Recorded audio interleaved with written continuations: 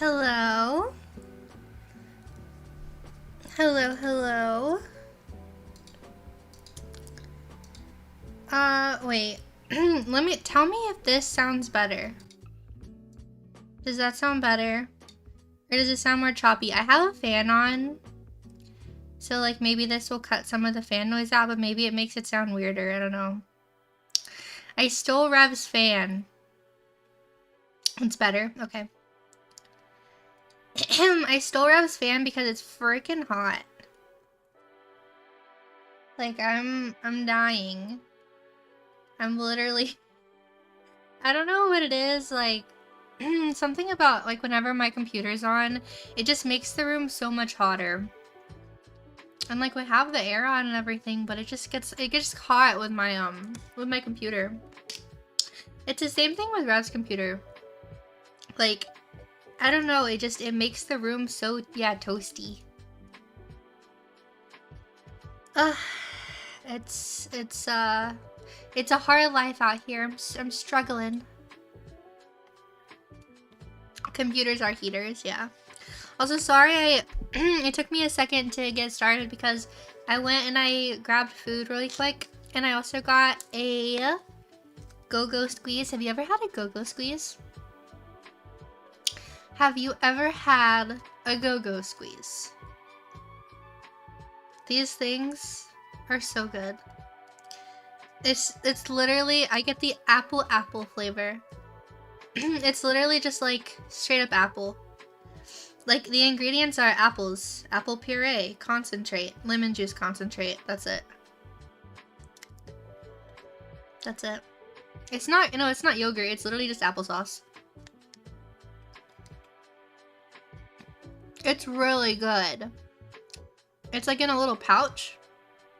And you can just like, you don't even have to have a spoon. You can just like drink it out of the pouch.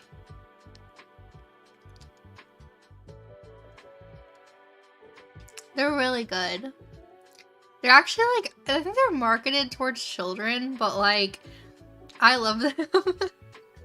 Because, I don't know, getting like an applesauce cup and then you have to get a spoon. And there's just, I mean, I guess it's actually not that difficult to get a spoon, but these are just nice because you can like put them in your purse. You can take them with you. And they also don't have to be refrigerated, but I put mine in the fridge. So yeah. Because I was like, I'm so hungry. Because, well, I just didn't have a lot of time. Like, I scheduled my stream to be at 2:15. Because Side Scrollers usually ends at 2, maybe a couple minutes after 2. But that's okay. We had a really nice time today. Did you guys enjoy the Side Scrollers episode today? It was kind of hectic at times. Poor Craig. I feel so bad for him. I mean, he's a grown man. He can fast if he wants to, but it's like, I don't know. The like one of my love languages is to like feed people. It's like in my heart, I'm just like, I just want to feed him something and like make him feel better. I'm like, Craig, stop it. I mean, like, I'm not saying fasting can't ever be good for you. For me, like, fasting, like, if I was to fast, it would be a more religious thing. It would be like a spiritual thing. Hold on, let me like cough really quick, 1 second. Like if I was to fast, it would be like a lot of like prayer involved. I remember my papa told me one time he fasted for like, I don't even know. I think he said like, it was either 20 something days or like 40 something days that he like fasted from food. Obviously he drank water. And he like prayed the whole time. And he like did it up in the mountains or something. Yeah, you can do a Daniel fast, which is a little different. It's kind of like just more abstaining from certain foods than like traditional fasting. But I don't know. Everything's different. Yeah, Daniel fast is like you abstain from, I forget exactly what it is. It's like no meats. I know it's no meats, I'm pretty sure. I can't remember what all else is it. It's supposed to be kind of like what Daniel in the Bible ate. Like, you're like eating like he would have ate. I think there's some fish. Like, you can have fish, maybe? Like, certain kinds of fish.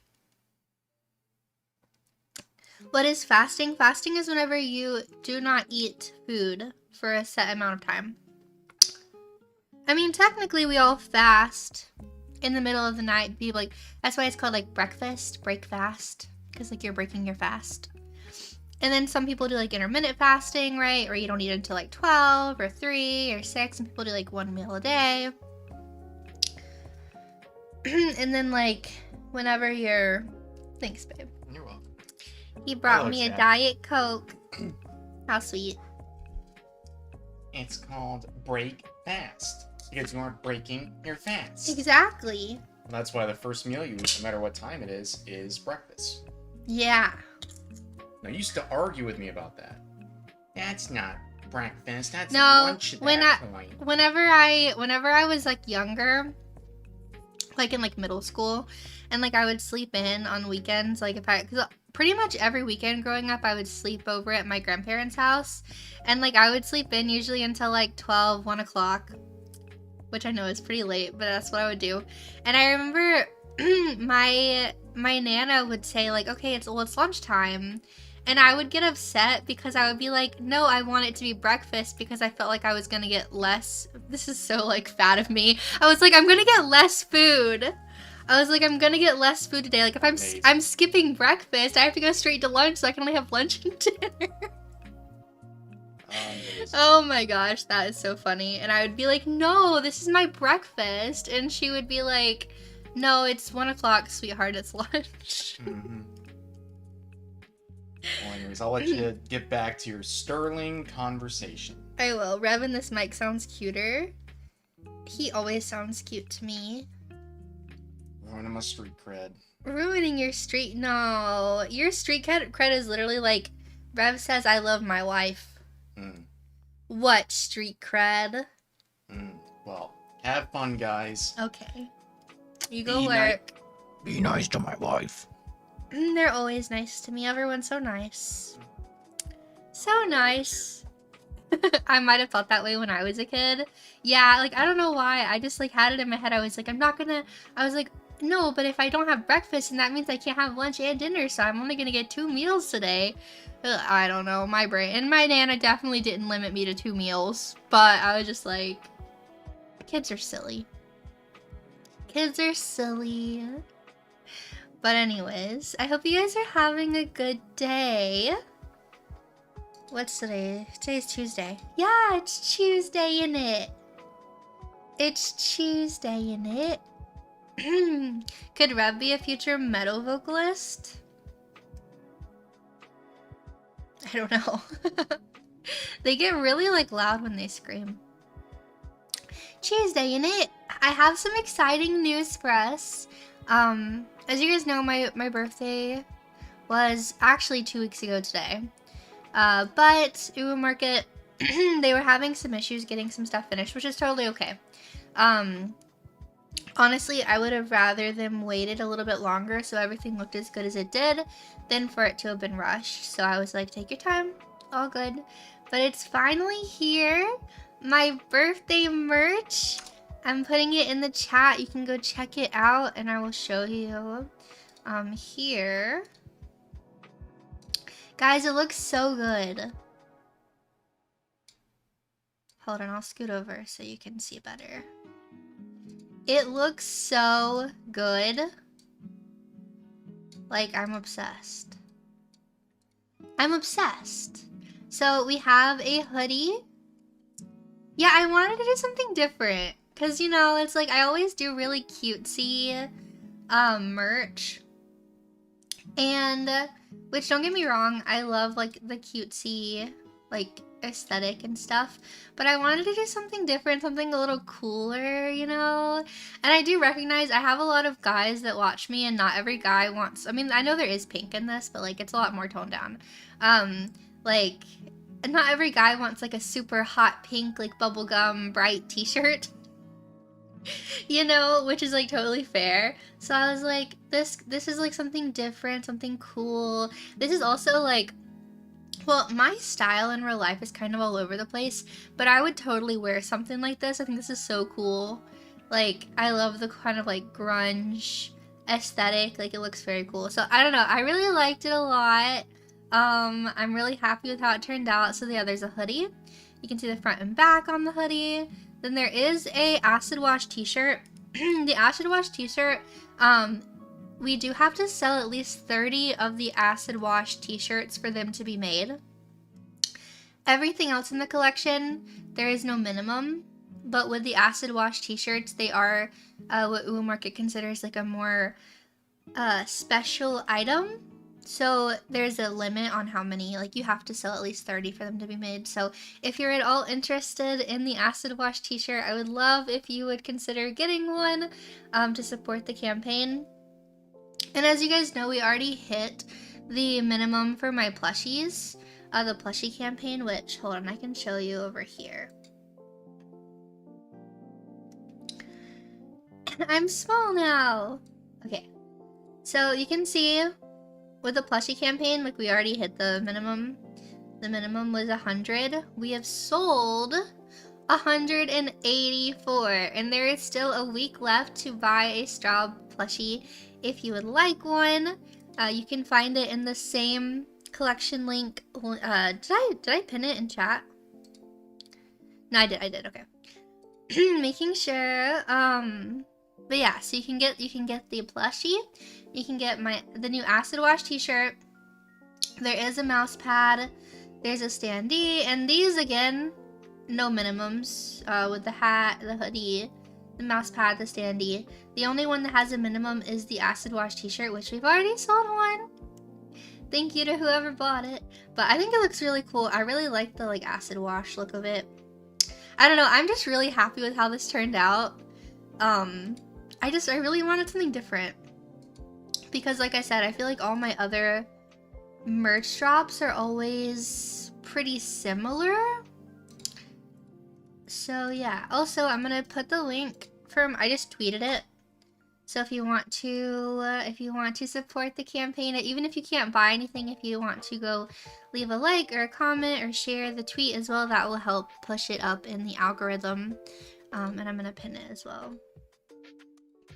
But yeah, that's my big announcement for today.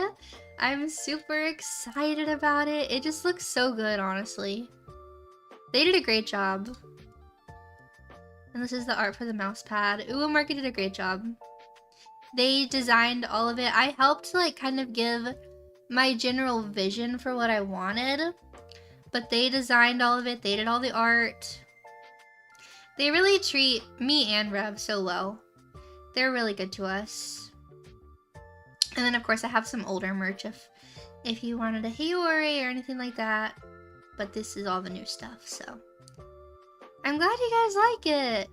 I would consider the hoodie if it had larger sizes. Oh, I'm sorry. Well, you know, I believe in you. I believe in you.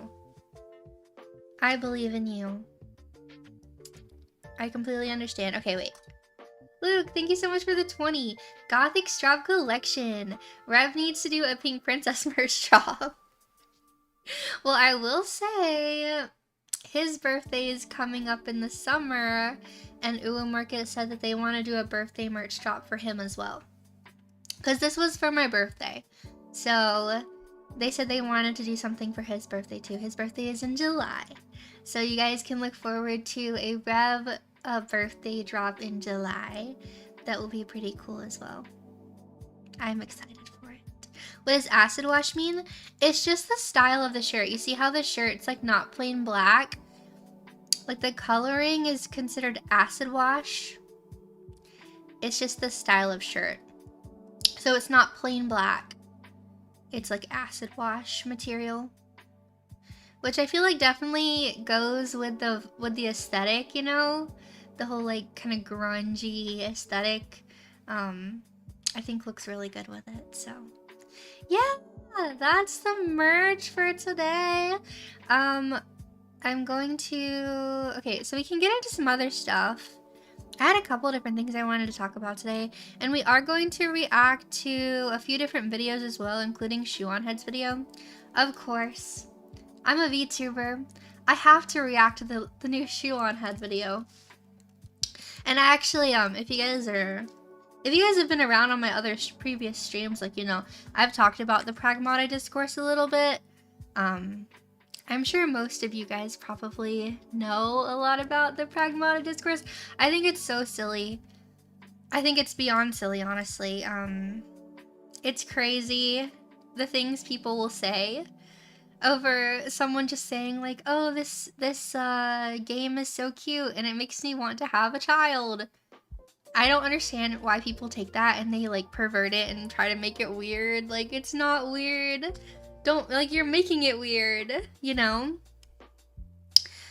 Also, we're definitely going to play it. Someone did donate on my other stream for me to get Pragmata. So I am going to be playing Pragmata.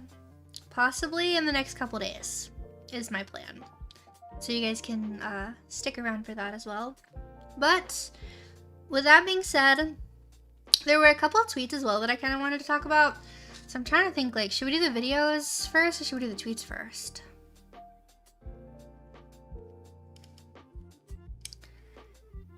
What do you guys think? Should we go over some tweet drama stuff first, or should we do videos?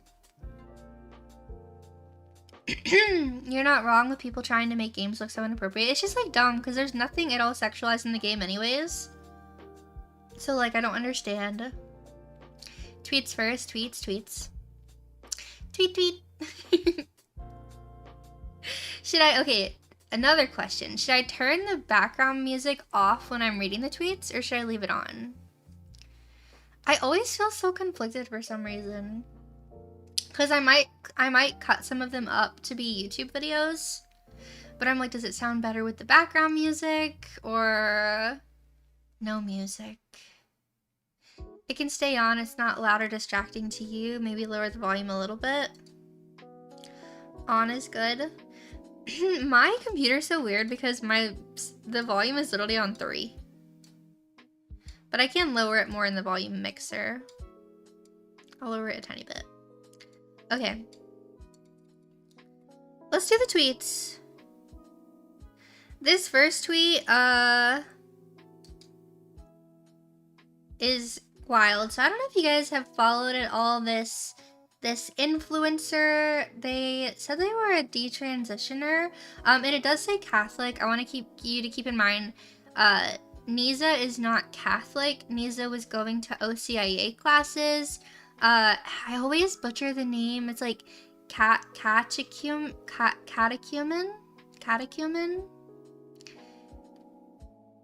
Basically, like in the process of trying to become Catholic, but Niza was not confirmed into the Catholic Church. Just putting that out there. But basically, Niza Powers announces that he is retransitioning back to becoming a woman.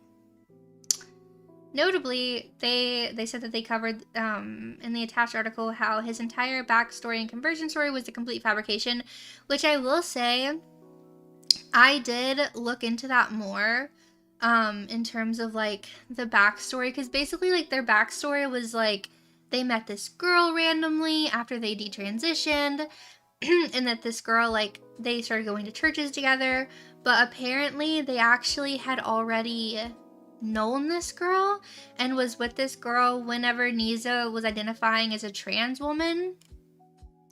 Niza is biologically a man. Let me make that clear. Niza was born a man. Niza became really popular and like started like, kind of blowing up on Twitter and stuff and TikTok like a year or so ago because, you know, he had said that he found God, that he was detransitioning, that God, you know, he believed God made him a man, all these things.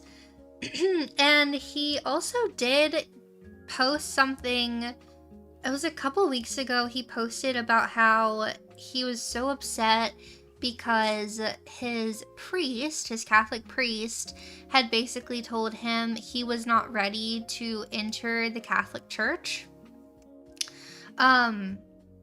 Because if you're not familiar, like, you take OCIA classes in order to prepare yourself to enter the church, the Catholic Church, and obviously the priest has to like agree to let you enter into the church, right?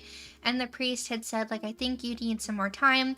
But Niza, at that time, when Niza posted that video a few weeks ago, Niza did not talk about this at all.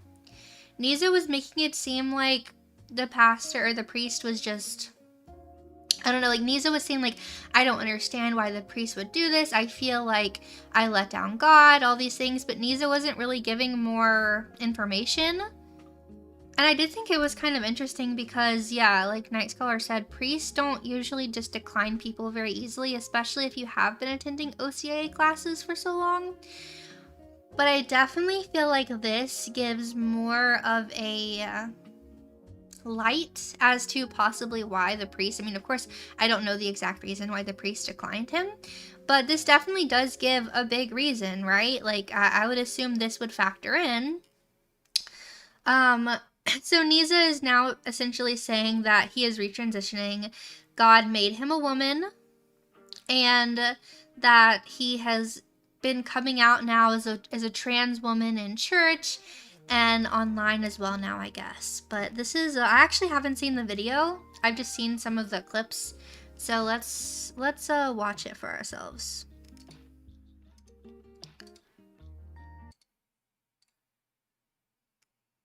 The priest agrees with how I represent myself in the... Wait, what? I don't know if my priest agrees with how I represent myself. If he's a good priest, he will not agree with a biological man being a trans woman, so no. In the world now, I couldn't hate myself any longer.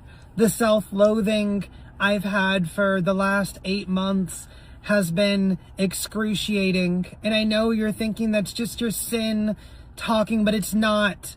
This is me talking, and I have a hard time understanding how what I look like and what I wear is a sin in the eyes of God.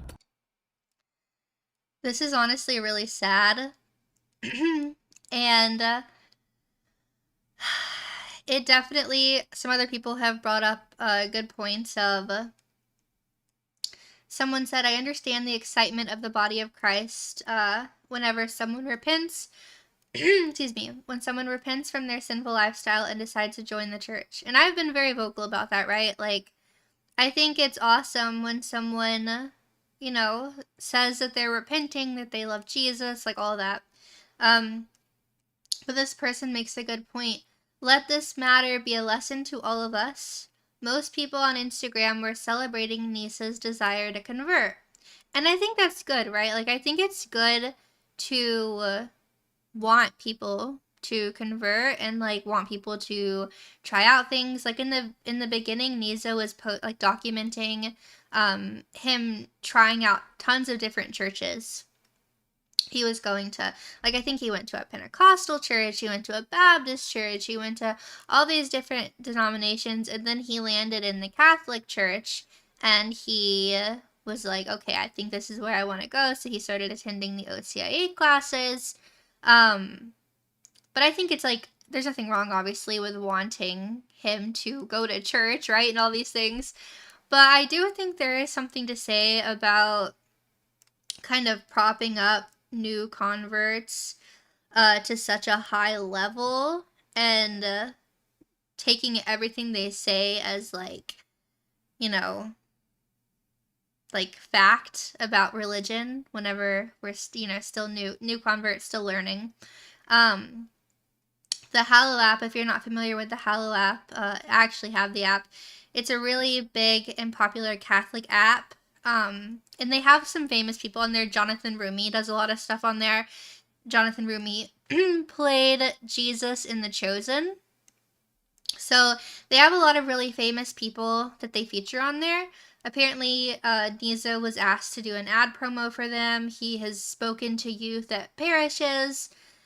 And I don't think it's necessarily wrong to, like, talk about your testimony, but, like, when it starts to get to a point where you're, like, really propping up someone who's very new to the faith, I don't know, it definitely does get messy. He gained a lot of followers. Like, on Instagram, he has over 500,000 followers, documenting his conversion. He went through OCIA, RCIA, and his priest told him to wait another year. And then now he's dressing up like a woman, and even wearing a veil during Mass. So, yeah, we all should definitely be praying for Nisa. This is sad. Like, I don't think we should just be, like, making fun of him. Like, I think we can call out whenever we see something that's wrong. At the same time, like, I don't think it's beneficial to, like, necessarily like, bully him. Clearly, he is not well mentally.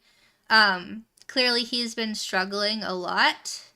And, you know, like he said, he's struggling with the self-loathing. He feels like because he hates himself, all these things. But the answer is not to, you know, dress as a woman. The answer is not to pretend that you're a woman. It's just not. Especially whenever you're trying to become Catholic. It fundamentally, the two are not compatible. You can't. It's just not compatible. And you have to just be honest with yourself about that. And, like, of course, we all have things we struggle with, but we can't give in to them. We can struggle. You can struggle with something, but it's a struggle, right? It's a struggle. So whenever you're just like giving into it and you're like, this is just how it is. This is how God made me. God did not make Nisa a woman. God very clearly made Nisa a man. So yeah, you fall and you get back up. We should be quick to accept repentant sinners, but slow to pace them in authority power. Yeah, no, I understand. But let's let Nisa continue with what he's saying. I don't think it is. I think that me following the greatest commandment to love the Lord with all of your heart is more important. I think that God looks at the heart while people look at the outward. I believe in the Holy Scriptures. I believe in the Lord Jesus. I think God does look at your heart, but also like you can't just openly live in sin and say you don't care. If you believe in the scriptures, then you believe what God said, that he formed us as man and woman. It's not compatible. It's not compatible to say that God made you a trans woman. No, he didn't. I'm sorry, he didn't. Like, he did not. And you know, I could sit here and I could say he did to try and coddle someone and make them feel better, but that's not what it's all about, you know? And not to mention, like, it is to a great extent for many people. I do think it's a mental illness, and that's what makes it so sad as well, you know? I do think that there are a lot of people that genuinely struggle with this. I don't think that it's all like, because people will say, like, you know, it's in your head. Yeah, well, your head is a part of your body, you know? And it's something I think people struggle with, but that doesn't mean that you meet them with, like, you don't meet them with accepting everything they say just because that's what they believe. It's just not, like, you don't go up to someone who's schizophrenic and tell them that their delusions are real. Just because they feel very real to that person, because it harms that person. And it's the same thing. Like, you're saying you're a trans woman. You're not a woman. You are only harming yourself. And this is not from God. And for anyone to say that it is just wrong. My heart is better to serve him without hating myself. My heart is better as a... But you don't need to hate yourself.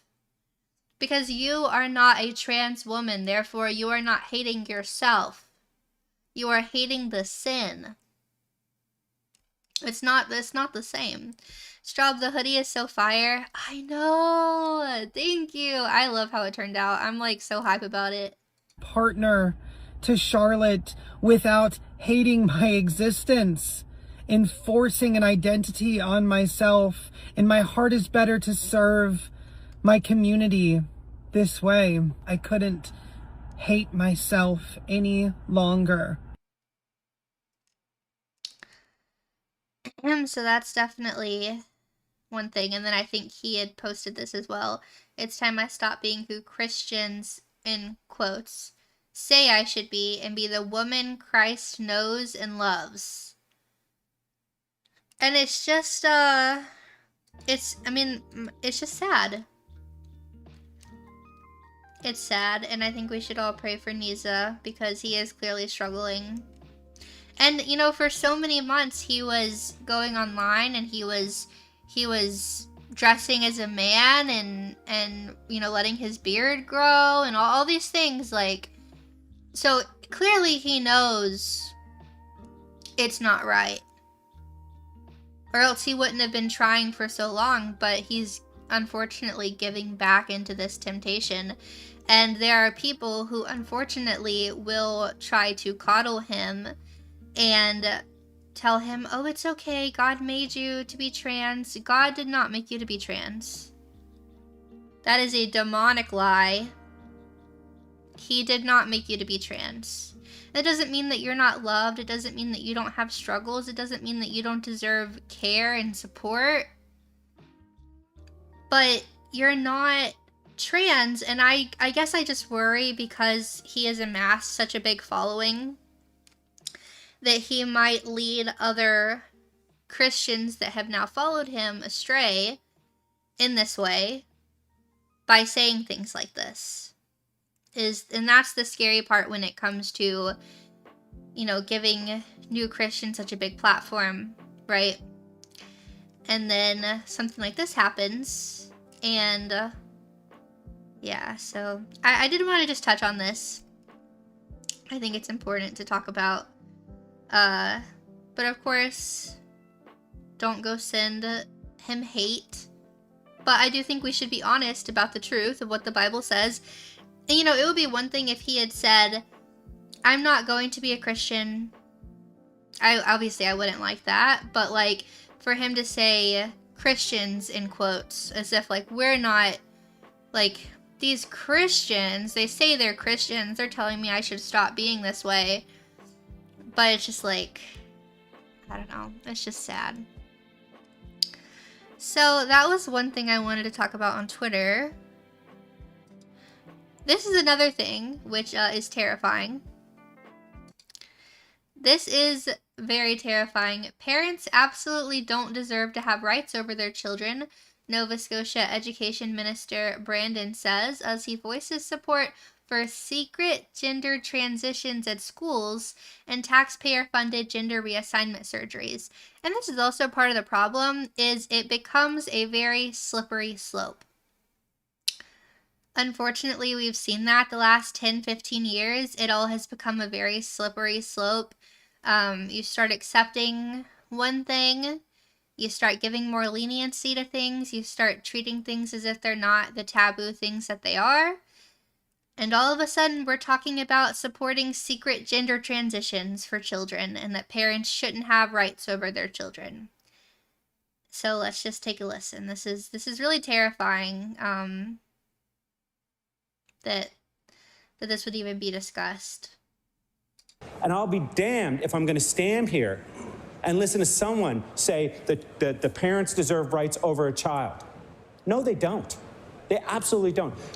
I have 3 children. My main goal in life is to protect them. I will die for my children. You would have to kill me to take my children from me. I will do everything in my power to make sure they're good citizens, that they're inclusive, that they're accepting of people, that they turn out to be good people. They can be whatever the heck they want in life. Okay. I just don't understand this. So you're saying you would die for your children, you would do all these things. What if someone was trying to take your rights away from your children? Which it sounds like you believe that parents don't deserve to have rights over their children. But it's only whenever it's the things that your side supports that it's okay. It's terrifying. But I'm tired of this argument because I've heard it throughout my life. What about the parents' rights? It's almost like the foster kids and the kids in care did something wrong. And that we have to allow our biological, and they're not parents, biological, and this is my own, I'm not speaking for every foster child, I'm speaking for myself. That's a really bold claim to say. Or is he saying that, like, adoptive and foster parents are not parents? What, so you're only a parent if you physically, biologically had the child? That's pretty messed up to say.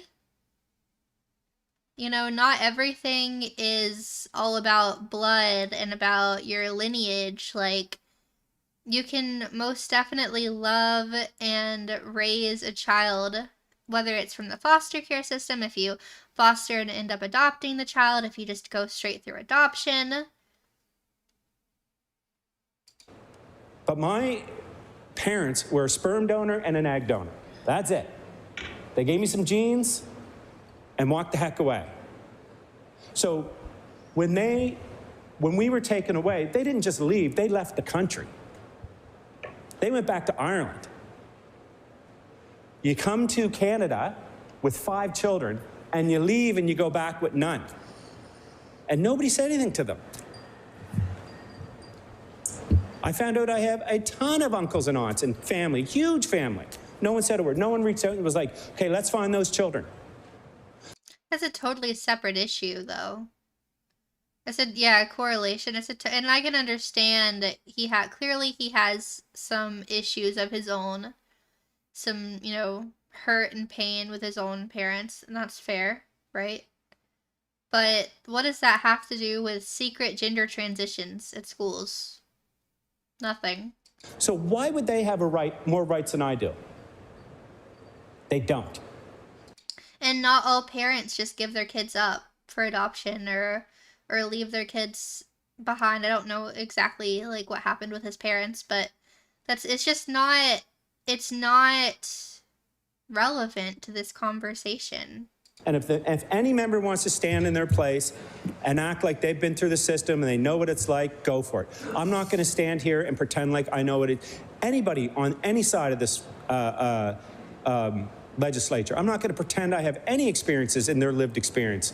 But when I hear people talk about what the system does and what the system isn't perfect. Absolutely not. Yeah, that's crazy. I mean, I don't know if you guys heard as well. There were, like, I think it's like specific states in the US that were basically making it to where Christians were having a really hard time fostering because they were told they have to sign a certain piece of paper that basically if that foster kid comes to them and says, I identify as the other gender, whatever, that the foster parent has to agree to, you know, address them by their preferred pronouns, help them seek the medical care that they supposedly need. And if you're not aware, a high percentage of foster parents are Christians. Like, Christians make up a huge percentage of the foster parent, like, amounts. A lot of Christians foster kids. And no, do I think that the foster system is perfect? Of course not. Do I think that the adoption system is perfect? Of course not.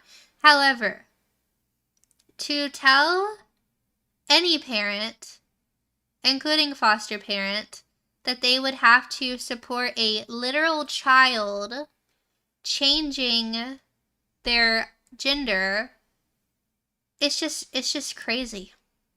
It's actually crazy. And you know, there are some people who are adults that identify as trans that will tell you this is crazy. And a lot of those people honestly hate this because it's making them all look crazy as well. And you know, don't get me wrong, I don't agree with any of the trans ideology. However, I have a lot of respect for an adult that chooses to live their life that way, that will be honest and admit that this is not right, that this is wrong. I have a lot more respect for that person because it's just the truth. Like, why are we acting like kids can consent to these things? Why are we acting like kids know anything? Because newsflash, kids do not know things. That's obviously why, that's obviously why we don't let kids vote, we don't let kids drink, we don't let kids drive, we don't let kids get tattoos, we don't let kids, you know, we don't let kids do a lot of things. We don't let, like, little, well, in my opinion, I was about to say we don't let, like, young girls get, like, a boob job if they want, but I will say there are teenagers that get boob jobs, which I just think is insanity, but that's besides the point. Because actually, I've seen people before to ask me, well, do you feel the same way about, like, you know, boob jobs and things like that? And I'm like, honestly, I don't think that's good either. Now, if you're a grown, consenting adult, I think you can do what you want, regardless. Like, either way, I think you can do whatever you want if you're a grown, consenting adult. But do I still think it's necessarily, like, good for you? No, I don't. Yeah, clearly, like we saw on Side Trollers, the tattoos and transitioning are not the same things. Yeah, it's just crazy. Still kind of messed up. You can die boots on the ground before you can drink. I don't support either way. No, I've always thought that was crazy. You can go die for your country, but you can't have a drink. And don't get me wrong, personally, I'm someone who hates alcohol. alcohol has destroyed a lot in my family's life. And I hate alcohol. But also I recognize that, you know, when you criminalize something like that, it's just like, look at what happened when they tried to do that before, back in like what, the 20s or whenever they did that. But besides the point, I don't like it personally. But of course, not everyone's the same, right? Some people can handle it, some people can't. But it's hard. It's hard because, like, you see, like, okay, I understand, like, why I think this is bad for society. But at the same time, people have free will and a right to do what they want. But whenever you're a grown adult, you know, at least when you're 18, you know, whenever we talk about minors, especially, like, I mean, there are people who have kids and they raise their kids to be non-binary, and they say that they're gonna let their kids decide their genders, and then they decide that at 3 years old they're actually a boy and not a girl. It's just crazy. It's actually just crazy. But yeah, this is scary. These are things that we need to be paying attention to, though, because parents absolutely deserve to have rights over their children. We should absolutely not be supporting schools and, you know, keeping secrets from us about our children. And there are schools, like I believe in California, you know, and places like that where, you know, your teachers can keep secrets from you, that your kids' teachers can keep secrets from you about the kid. Like if the kid comes up to the teacher and says, you know, I think I'm actually a boy, that teacher can keep that a secret, and they can go and, you know, I don't know, try and get your kids, like, what they define as help, all behind your back. And it's just terrifying, honestly. Something else is terrifying, and I mentioned this earlier on Side Scrollers, is Ford's nightmare truck is here. So they just patented a truck that you won't own, but it owns you. So AI cameras will read your face, eyes, emotions, and your quote-unquote fitness to drive. It won't let you shift out of park if it thinks that you're not calm enough. The live feed is to insurance companies and cops, of course. Biometric scans running you against criminal databases in real time. Lip reading tech and mics that eavesdrop on every conversation. You paid for it and you have the title, but you don't own it. Now this is terrifying. And this is real, by the way, guys. And I'm pretty sure from what I read, this wouldn't have passed if it wasn't for Republicans also supporting this. So, thanks, guys. Thanks a lot. Now imagine there was an emergency outside the truck, an accident, something terrible on the ranch with a chainsaw. And I jump in this truck, but the truck, it won't shift into drive. Why? Because the cameras and sensors inside this cab won't let it shift, because it detects my eyes are big, there's a lot of emotion, there's some panic, and it doesn't feel that I'm fit to drive. Now that's not science fiction, that is happening because Ford just filed the patents. Ford actually has a series of patents down at the US Patent and Trade Office that deal with the sensors and cameras inside the cab of their truck. And if the sensors in that truck determine that you're not fit to drive, that truck will not actually shift from park to drive. Now they already have a system called telematics, and that's where they can actually pull up cameras in real time inside the cab of their fleet vehicles. Now, they actually market this to insurance companies, because the truth is, this is really about who owns the data and who owns the liability. Now, your name might actually be on the title of this truck, and you may have paid for it, but you don't own it. Now, Ford didn't file just one patent. This is crazy. Also, does Ford really think that, like, people are going to want to buy these vehicles? Like, do they really think that people are going to want this? This is a good idea? This is actually crazy. They filed a stack of them, all within months of each other. Are you sitting down? Get this. This Ford technology patent doesn't just watch you. This one puts you in jail. Ford filed a patent, serial number 0104469, where the system takes your biometric data, your face, your iris, and your fingerprint, and it runs it through a criminal database in real time. This is terrifying. Like, I feel like we all kind of knew it was coming, you know? Like, we live in such a technological society, like everything's advancing. But this feels like a Black Mirror episode. Yeah, Big Brother is watching. This is terrifying. And it's real. This is real. While you're sitting in your own truck, think about what that means. You wake up one morning. You walk out to your driveway. You climb into a vehicle with your name on the title, on property with your name on the deed. And before you go anywhere, before you've done a single thing wrong, your truck is already running your face through a law enforcement database. Ford's own patent language describes this as potentially useful for police. I'm sure it is. They wrote that. Ford wrote that into the patent application. So the question isn't whether this technology can be abused. Ford already told you who it's for. You just didn't know that you were buying a cop car. Now I'm going to walk you through a few of these patents. Lip reading, cameras inside your cab, machine learning trained on lip movement datasets, cloud connected, your face processed somewhere you'll never see, stored as long as they want. Acoustic lip reading, if the cameras aren't enough, the system emits inaudible sound waves and reads the echoes bouncing off of your mouth. You can't see it, it's just happening. Biometrics, your face, fingerprint, iris, filed February 2024, and it was published August 2025. This one is assigned a serial number because it's real. Ad listening. This is scary. It monitors conversations between everyone in the cab. It serves targeted ads based on what you and others are talking about. That's crazy. Also, I heard someone else say it's unconstitutional because of the Fourth Amendment. Do we know if that's... I mean, I'm not saying you're wrong. Like, I just don't understand. Like, if that's the case, like, how did this even get passed? Like, how is any of this even happening?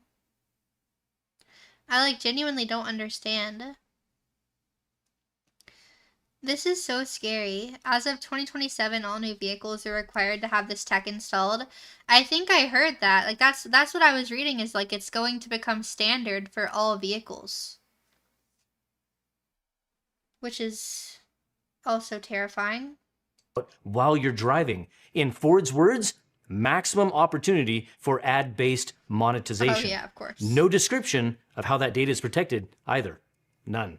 How about Ford Pro Telematics? Now, this one isn't a patent. This one is actually a product page. Right now, fleet managers can pull live in-cabin video feeds of drivers on their phones. Ford markets seatbelt compliance alerts with the explicit benefit of lowering insurance costs. They said it themselves. This is the infrastructure, and once the infrastructure exists, it's going to get used and abused. Now, Ford isn't alone in this. This is an arms race. Smart Eye driver monitoring software is already in over 2 million cars globally. The EU's general safety regulation mandates drowsiness systems as standard equipment going forward. GM deployed biometric seat sensors and heart rate monitoring in production trucks. So yeah, basically that's insane. Dragon Fruit, thank you for the 2 with the Matthew verse. I'm not familiar with this one. 16, 24 to 25. Let's see.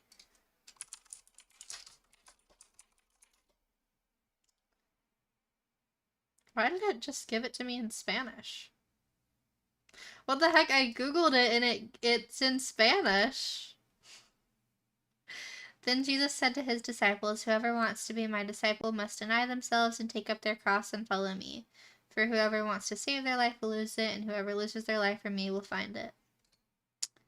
That is a good one. That was weird. I googled it and it was like all in Spanish. Yeah, this is terrifying though. We definitely need to push against this. I don't understand why. I don't get it. I don't understand. What's next? Are they gonna think and breathe for us too? Well, obviously. Obviously, guys, don't you know? Scary. Now let's jump into Shoe on Head's new video. We are going to watch the male protector fantasy. Chat, is it incel to want to be a father? Chat, are you creepy if you want to start a family? Well, if you're a man, of course. Let's find out. Drying up. If you're a woman online, you have probably heard that many times. Perhaps What'd you say? Well, I'll start over. your eggs are drying up. If you're a woman online, you have probably heard that many times. Perhaps this image haunts you at night. It is a true fact that women's fertility begins to decline at age 30, and they suddenly wake up and get what we call baby fever. But what about the men? Do their sperms rot? Do their balls shrivel up into little raisins and die? Do they wake up one day and get baby fever? Do men have a biological clock in the same way women do? I've briefly joked about this in videos before. In fact, a clip of mine from a video I did a few months ago actually went viral recently thanks to the VTuber Smugalana. Ah, yes, the male biological clock. It's not physical, but spiritual. Men will deny this, but they absolutely have a biological clock. It may not hit in your teens or your 20s, but one day you're going to have a dream. You have a little daughter making you pancakes with your wife in the morning. Oh and my you're God. not going to be able to get it out of your head. Oh my and God. And the comments were full of men discussing their dreams to That's so true, though. Like, and whenever it comes to, like, all of this pragmata discourse and just all of this stuff, it's like, of course, no one's saying that men and women are exactly the same. We all know men and women are very different. However, it doesn't mean that men and women don't ever want the same things. They don't ever both want families. They don't both want kids. Like, that it might present in different ways. However, it's still normal for a man to want to be a father. That's quite literally very natural. I mean, that's how society continues on, right?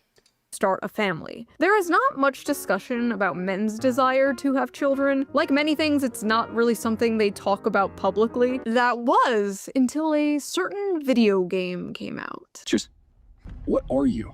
I am DI-03367, a state-of-the-art pragmatic created here at the Cradle. I possess basic life-saving... Look, how about we call you Diana? Diana? Pragmata is a sci-fi action game where you play as astronaut Hugh Williams, who is sent to investigate an abandoned moon base. He meets a childlike android. You can't tell me that isn't the cutest thing ever. Like, come on. Come on, you can't tell me that that wasn't the cutest thing ever. And then on top of that, you can't tell me that it doesn't make you think like, oh my gosh, it would be so cute to have a little girl. Named Diana, and they team up to survive and escape the space station. Along the way, they uncover what went wrong and defeat the bad guys, all while forming a strong emotional bond.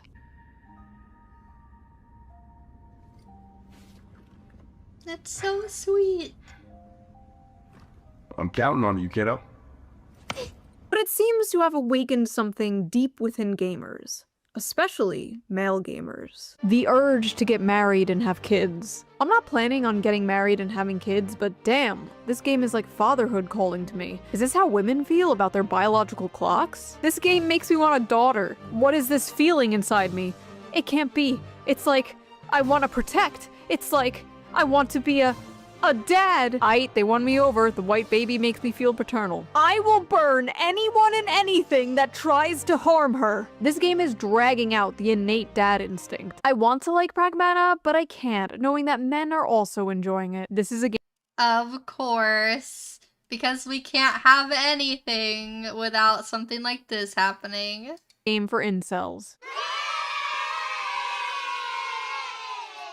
Babe, Amazing. wake up! It's time for your yearly gamer culture war slap! It's 2014 forever, man. We are never going to escape Mr. Gamergate's wild ride. In this video, we are going to discuss the facts and theories behind the so-called male biological clock, after we discuss the drama surrounding the game Pragmata, and how a bunch of men expressing a simple, wholesome desire, the desire to start a family, has turned into yet another culture war.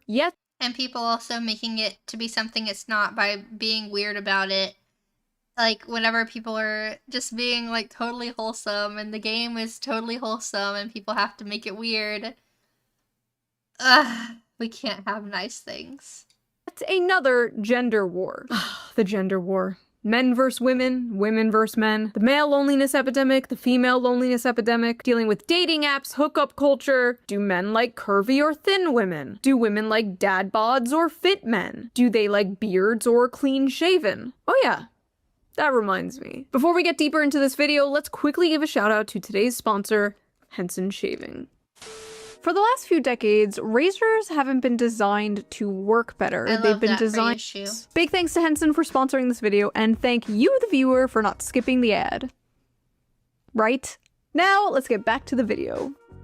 She caught us. Throughout history, there have been countless stories centered around a very specific dynamic: the adult protector and a child. You see it everywhere. In video games, they call it a dad simulator. The Walking Dead, The Last of Us, God of War, Detroit Become Human, BioShock, like— Yeah, this is not a new concept, and it's always a cute one. Like, it's a cute trope, you know what I mean?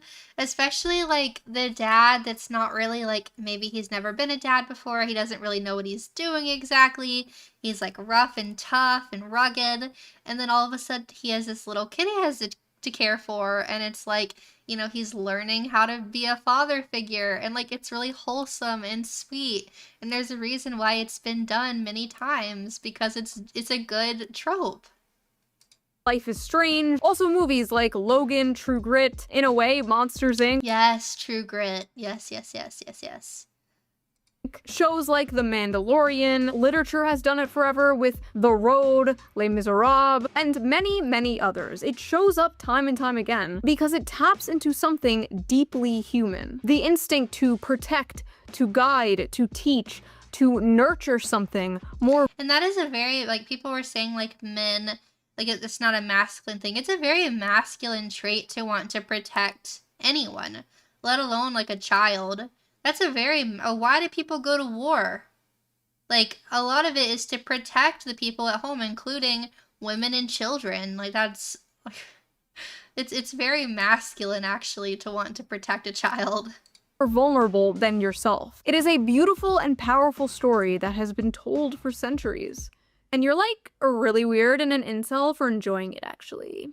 Incel game. If you buy this game, I'm gonna assume you are a pedophile. I feel like it's a breach of ethics at this point to design child characters for an audience of majority male gamers. Like, let's stop with the defenseless girl the big strong man has to protect. This reeks of sexism and control. I hate these father simulator games. They always give me the creeps. This is low Kirkenuanly fascist propaganda and gives me pedo vibes. Wouldn't it be cool if I sneezed right now? Fascist propaganda. If this is fascist propaganda, slap me and call me Adolf. Zoomer women really look at a wholesome game involving a child and wait, what the f is low Kirkenuanly? After hearing about I don't want to know. But yeah, they see something so wholesome and they just have to make it weird.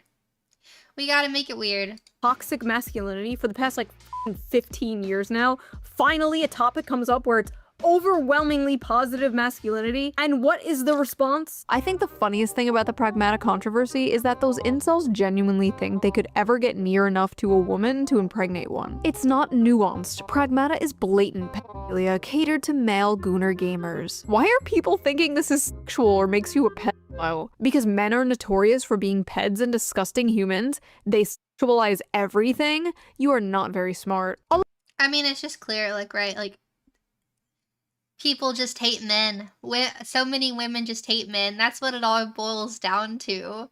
It boils down to hating men. And when you hate men, you're dehumanizing them. You put these gross, disgusting labels on them.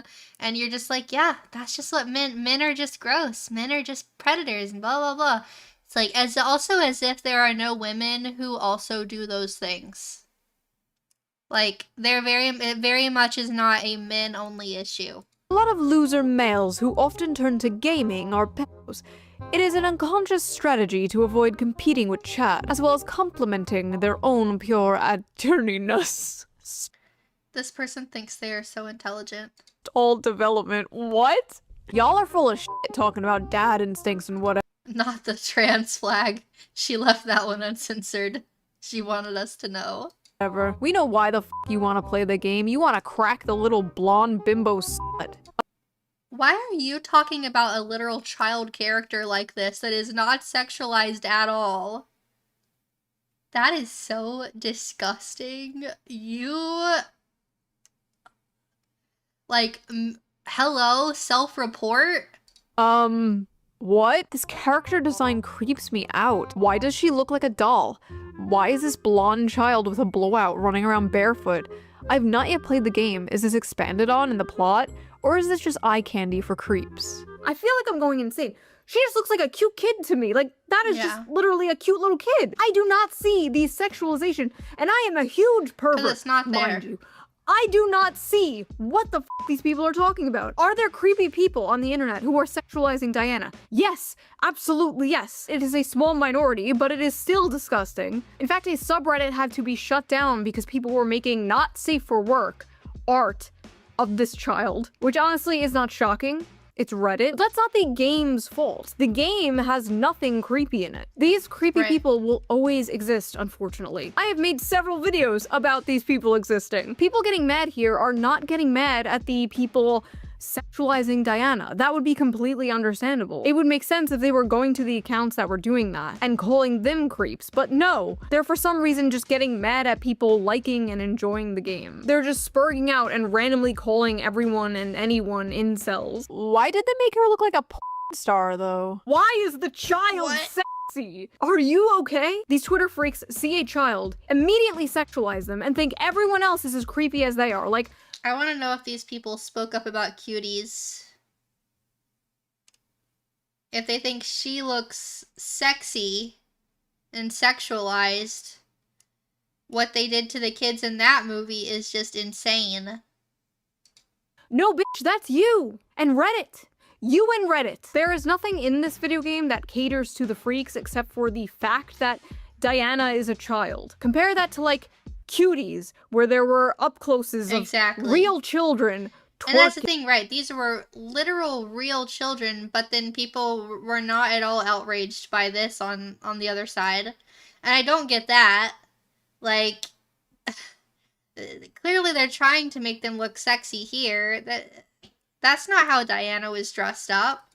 That is media. That is catering to those people. An article recently came out from the outlet The Gamer that in the beginning talks about what happened on the Reddit and how disgusting some people are being towards the character Diana. Okay, fair enough, I agree. But then towards the end, the author throws in something very telling. I have not yet played Pragmata, and that's because I'm a little tapped out on stories where men adopt daughter-like figures and prove their masculinity by protecting them. That is their real problem. Men protecting people. That's just them proving their masculinity. And as we all know, masculinity bad. Blatantly not fuel, whether you agree with it or not.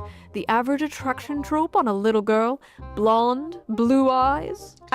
So let me get this straight. If a child has blonde hair and blue eyes, should we lock them up like in a closet somewhere so they can never see the light of day?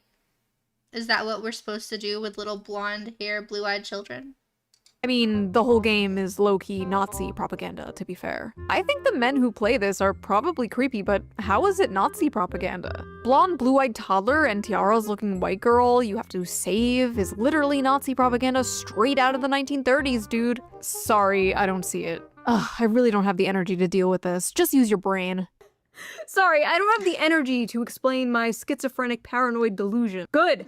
I don't have the energy to listen to it. Listen, I know we're all used to seeing gay, black, Hispanic, disabled furries in media lately, but I promise you, white people still exist. It's not Nazi propaganda. I feel like this girl character is an objectification of the idealized child. She's pulled right from the patriarchal white supremacist imagination, the perfect pure white girl child that must be protected so she can produce the next white generation. You guys clearly just hate white people. Like, you hate us. You hate us so much. Like, And then half of it is white. It's white women themselves that say, like, you know, white people are bad. It's like, it's the self-hatred for me.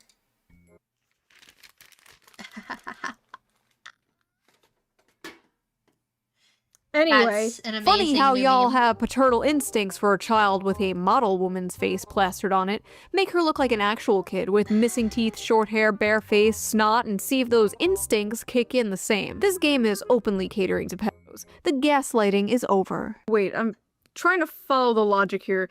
Let me just give myself some brain damage. So we make her look more like a child in order to not cater to pedophiles? Am I following that correctly? Also, the face on the left is like a child 6 to 7 years old, and the one on the right is like a 3-year-old. Diana's a robot kid. She's not a robot toddler. Also, again, she looks like a kid. Am I going insane? Like, that looks just like a little kid. Do they just want her to look ugly? Is that what this is? They want her to be ugly? Like, yes. I need more. If she was like a chubby little, you know, had, I don't know, glasses and just looked disheveled, maybe they would be happier. I don't know. And also, she can't be white, of course, and she probably needs to have dark hair. Maybe like curly hair, I don't know. Brain damage, hold on. Weeb incel gamers LARPing saying, ooh, I want to be a dad now, because they're manipulative, creepy freaks and like the ooh little girl with the model face, especially the lolicons, obviously. The devs know the male gamers hate a realistic or ugly child, because that's not what they're playing for. Why are people so obsessed with wanting characters in video games to be ugly? Whether it is a child, whether it is an adult. Like, why are they so obsessed with just wanting everyone to look ugly?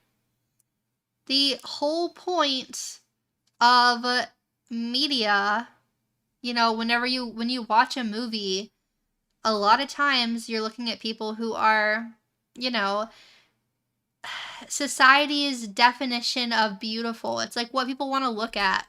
There's nothing wrong with wanting to look at beautiful things and beautiful people. And I just don't understand and also kids are just cute. Like why are they acting like children are all so ugly? Like it's just such a weird thing to want and to say. Like what? If they made her look like a realistic, ugly child, none of them would be saying this. First of all, why are they acting like it's realistic to portray children as ugly and disgusting? Children are not ugly and disgusting. Like, they're cute and adorable. That's what they're known for. Like, yes, she's made to look cute. Yes. That's how you know this game was not made by Western video game developers. That's how you know there was no Liliths on the dev team here. You guys would lose your shit while playing BioShock. Actually, BioShock is a really good example of this design working right. The little sisters are all gross and have gray-green skin. No, you don't understand. Everything around me must be ugly as f*** or I will furiously start masturbating. Yeah, this all sounds like 2014 discourse, because it is 2014 discourse. Please don't let there be Gamergate 2.0. Who's going to be the shoe on head 2.0 to emerge from the Gamergate 2.0? If she's listening now, just, this might sound very vague, but don't. That thing? Don't do it. Don't do it. Don't do it. Thanks for talking to me all the time. Ta-da! Is this supposed to be when we first boarded the tram? Uh-huh. I drew it. So wholesome and it's cute. For you. Look at that. You wrote your name, too. Not half bad, kiddo. This robot girl makes me uncomfortable, and the fact that I haven't seen female gamers fawn over her is interesting. I've seen more clips of her in that. What am I? Am I not a female? I know I'm not the most gamery gamer ever, but like, am I not a woman? Do I not count when I say she's super cute? And I think it's really sweet? Man, and that is not how kids behave. Something weird is going on here. The something weird going on here is you, ma'am. You are the something weird. Men like the Father Simulator game where you have to protect a small child and shoot up a bunch of robots in space? Suspicious! Also, I have seen plenty of female gamers fawn over this character. Me. Yeah. Okay. Everything's global here. Who would win? Decades of anti-natalist propaganda? One little bean. There were even women cosplaying as her. And when women even expressed how cute they thought Diana was, they're also met with this. Oh my god, Diana is so precious and adorable. I'm gonna love this game. Thanks for telling everyone why you want to play the game, before you make up some other excuse to hide your pedophilia. Bro. What? Water guns are the best. I like it just as much as crayons. I like how the sand feels on my toes. I press down and sink in. Children don't act like this. This is how someone who fetishizes fatherhood wants children to behave. To normal people, it's actually deeply off-putting. The best part was all the actual parents, people are not normal. like, replying to these people like, yeah, no, that is literally how my 5-year-old acts. It's like, yeah, no, that's pretty accurate. Fetishizing you mean the human desire to procreate and start a family? Oh, you want to meet a woman and settle down and have a family? Maybe have a house, 2 dogs? Yeah, that's a fetish. Wanting to settle down with a woman, get married, have kids, have a family, that's fetish. That's not normal. That's not, like, huh? It's actually, like, the most normal thing ever. You sick f***. We've reached radioactive levels of incel propaganda. What the f*** does incel mean anymore? I feel like I asked this. No, because incel doesn't mean anything anymore. People call Rev an incel all the time. We are literally married.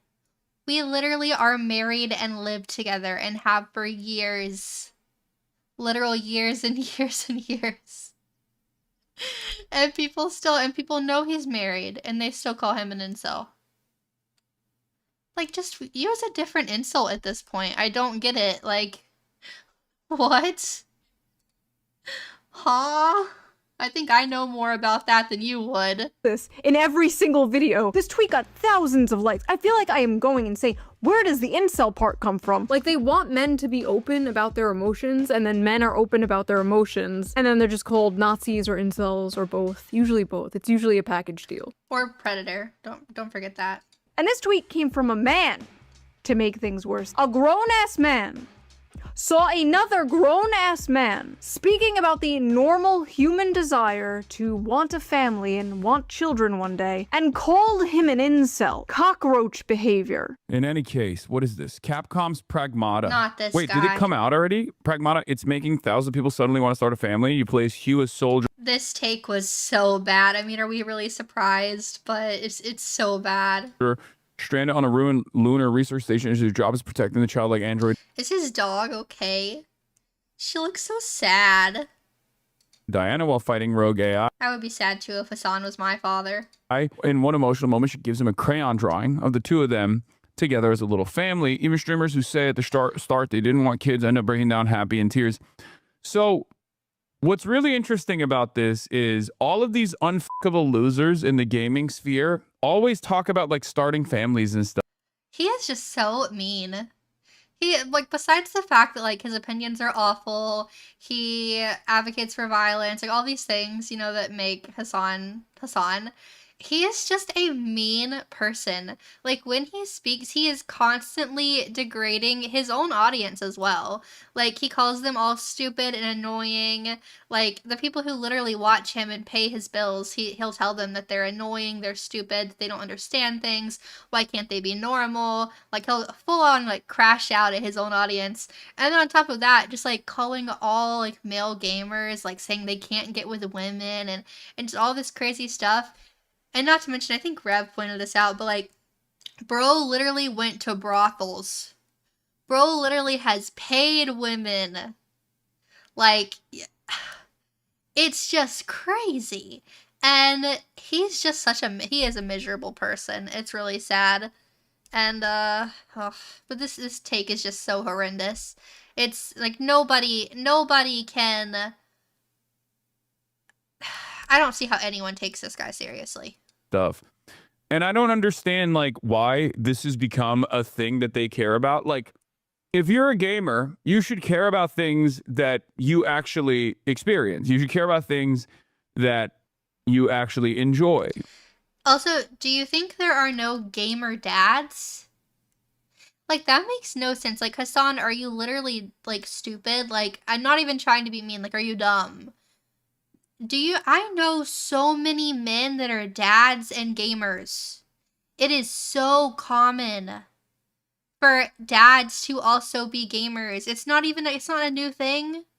Like, you know, my own dad played video games. Like, I'm not that old. You know what I mean? Like, it's just crazy. Like, if you play video games, that means you could never have a child. What? Right? If you're a lonely gamer who has never been around a woman and will never have sex with a woman, why do you care? Like, why do you care about having children or like riding for having children? Like, it's just not something that you're going to experience ever for your life, for the rest of your life, right? This is something that I never understand. So mean. Wow, maybe there's a reason people are yearning to start a family and can't afford to have one and can't seem to find a partner. They feel alienated from their work and atomized from their... I want to know, like, who is Hassan's target audience? Because, like, he's supposed to be, like, a leftist, right? Like, he's supposed to be, like, a leftist. I thought leftists were supposed to be, like, kind and sweet and, like, you know, want the best for people. Like, I thought they were supposed to, like, want people to, like, have a good life and, like, have everything they need and, like, thrive. But, like, he also thinks that, like, lonely gamers will be alone forever. Like, wouldn't you want them to, like, be happy and not be lonely and have families and, like... What?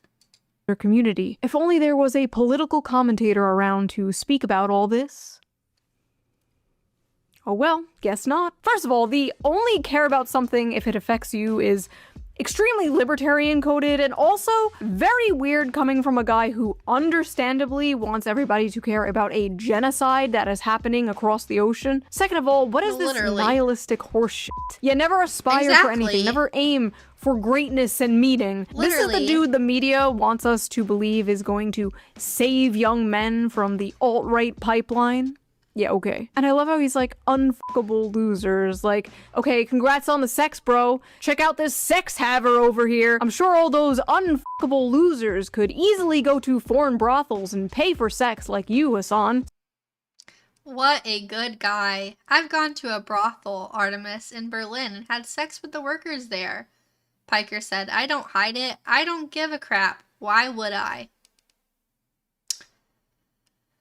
Well...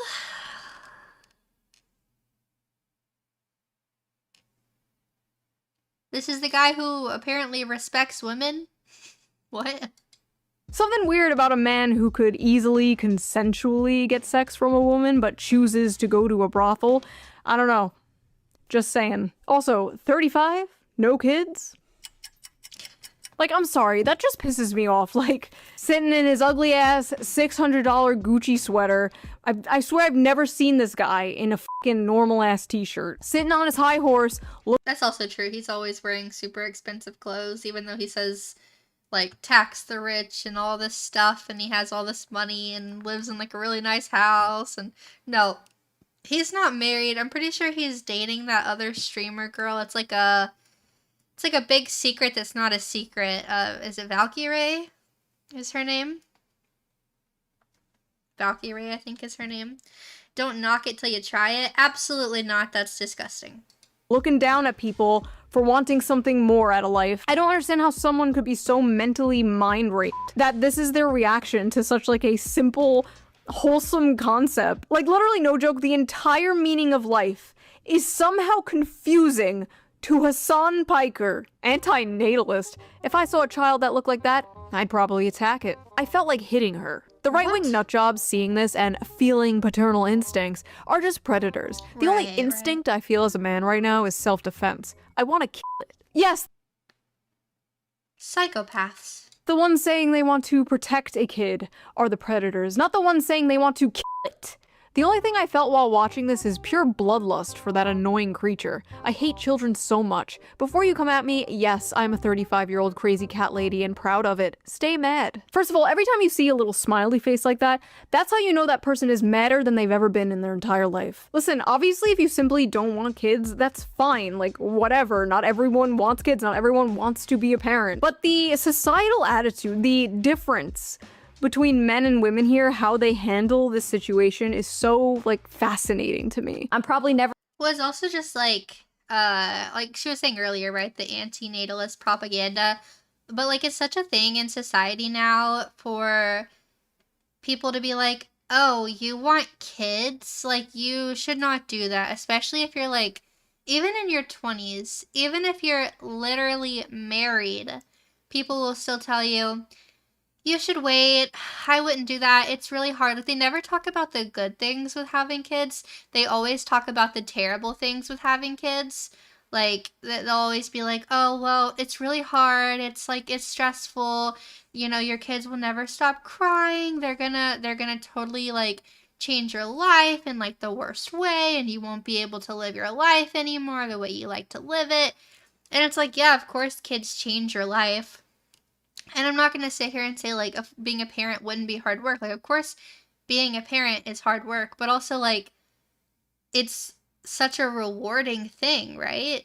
Like, people just never talk about the positives of having a kid. People never talk about the good parts. They always talk about, oh, it's so hard. Or, like, oh, pregnancy would be so hard. And your body's not going to look good anymore. Like, it's always, like, selfish. It's all about me, me, me. Like, you're not going to be able to travel anymore. You're not going to be able to do this anymore. You're not going to look as good. Like, it's all about yourself. It's always, like, selfish reasons. Never anything else. And, like, yeah, of course, some people do talk about the positive things.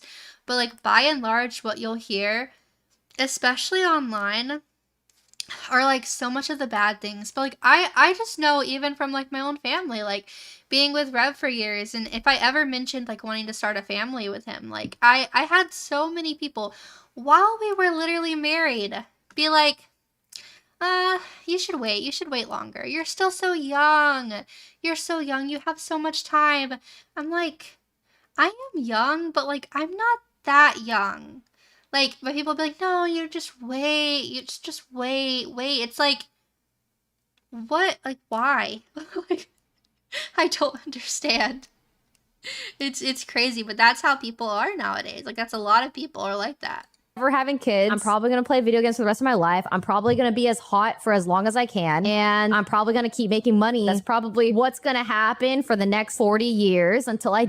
People are just going to keep being mad at me about it. Menopause is going to hit me like a brick wall, but at least I will be getting the bag until then. You don't want kids? I'll do it whenever I want. I don't think I'm running out of time. Absolute delusion. I feel like a lot of men in this situation. And see, she didn't even say she doesn't want kids. She was saying she thinks she has plenty of time.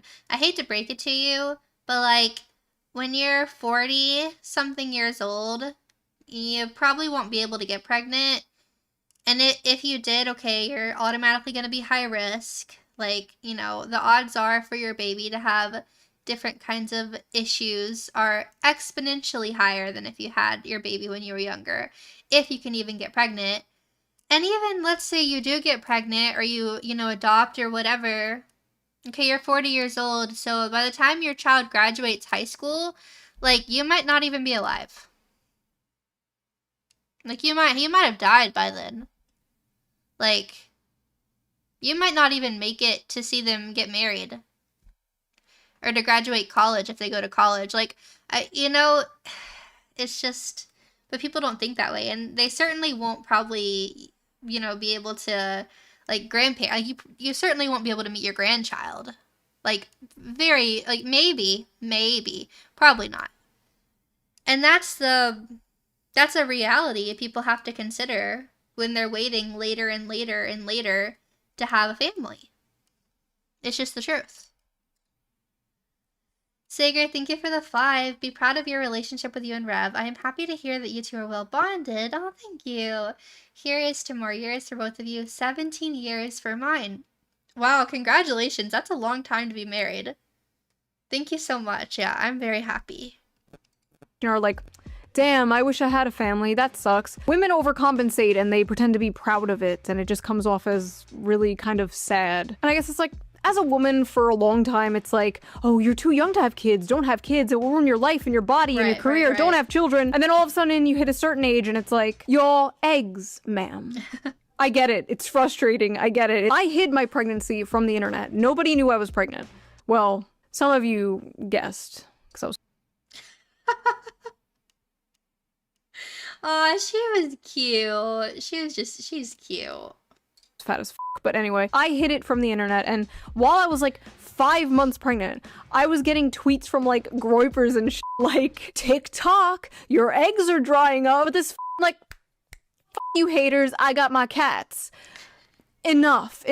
Stop spreading that attitude. Stop being a crab in a bucket. Like, even if you don't have children, that's fine. You can find other meaning in your life, obviously. But don't encourage that type of mindset. The amount of anti-natalist propaganda young men and young women see nowadays is like insane. But the biggest anti-natalist propaganda has to be like $3,000 rent, $2,000 daycare, and student debt, honestly. Like, if we're being honest. It's just sad because That's true. However, I will say, like, I don't think it's hard because, like, yes, those are totally valid things, and like there are people that are sincerely struggling, but I think a lot of people use that as an excuse to just never have kids because they want everything to be perfect timing, and to have all the nice things and then all the nicest stuff, when the truth is, like, you can make it work. You might have to change your lifestyle. You might have to change, you know, where you live. You might have to change some things about your life, but like, you can make it work. You can. If it's a priority to you, you can make it work. It might be really, really hard. It might be a lot of sacrifices, but like, you can do it if you really want to. You can do it. And that comes from someone who, like, I grew up, you know, I didn't live in super nice houses. We lived in like trailers, double wides even. That was like fancy. But like, we made it work, you know? You might not have the fanciest house, you might not have the nicest car, but like, you can make it work. it's like through all of history, like imagine your ancestors, they've been through like war and famine, and you're just gonna end your bloodline because the rent is too high. But it's understandable. They don't feel like they can support a child. They can barely support themselves, especially on one income, like how it used to be. Those days are gone. You know, if I was president and I wanted to make America great again, that would be the thing I focus on the most. But no, we have to do another bullshit war in the Middle East. Okay, whatever, we're not going into that, not in this video. Lots of strange reactions to this game. Let's clear some things up. Childless men do not have paternal instincts the way childless women have maternal. This take was so bad. Also, BRB, I gotta go grab my phone charger because my phone's like about to die. So 1 second.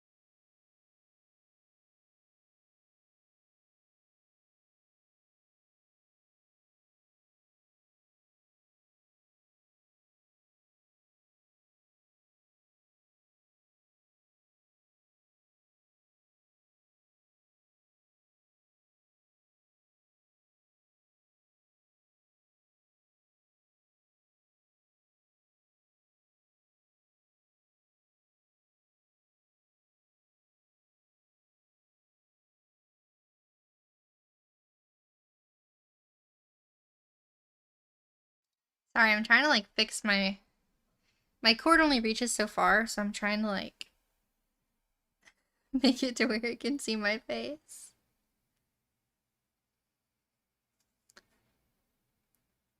There we go. Okay.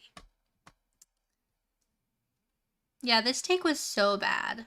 Paternal instincts. Men first experience paternal instincts once they have their own children, and typically, those paternal instincts are only ever felt for their own children and no one else's. Men are not nurturers. Men don't gush over cute kids in public. Men don't have baby fever. If a man wants to possess a child for any reason other than it being a product of his own lineage, he's likely a predator. What?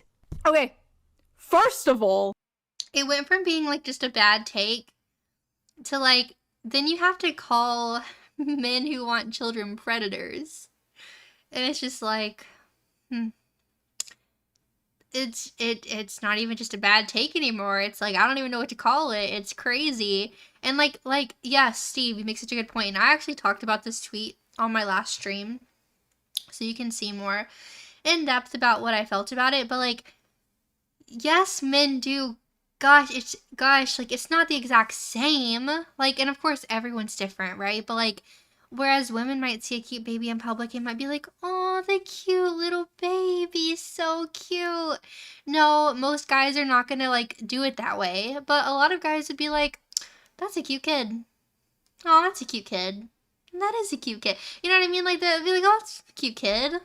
You know, or like think about like uncles that like love their nieces and nephews, and they're like, oh, my niece is so cute, my nephew's so cute, like, I can't wait till I have kids one day. Like, that's not a weird thing. That's not weird at all, and it certainly doesn't make you a predator. Even from like anecdotal common sense, this is just not true. This is obviously bullshit. Research literally shows that childless men experience like the desire for fatherhood almost just as much as childless women experience the desire for motherhood. Apparently, young men want children more than young women do nowadays. Many men, including childless men, exhibit caregiving, protective responses to infants, even if they're not their own. All through history, men have protected, mentored, even died for kids that weren't their own. Also, with this logic, like, uncles, stepdads, adoptive fathers, like, anyone like that is a predator. Like, men just have the protector gene, and this game just activates it. It's really not deeper than that. Yes, it's true men don't have maternal instincts, but men do have paternal instincts. There's a reason this game is about protecting her from evil robots in space and not like, I don't know, breastfeeding her. Yes, women and men are different. And I like a huge factor in this very popular trope is that the man gradually develops paternal instincts over the child despite his stoic, emotionally distant, masculine nature. Right. These gamers are experiencing that. And that's like part of the cuteness of the trope, right? Like, that's part of what makes the trope like even cuter, is like the guy's like really masculine and kind of rugged. He's not used to this. Like, he doesn't exactly know what he's doing.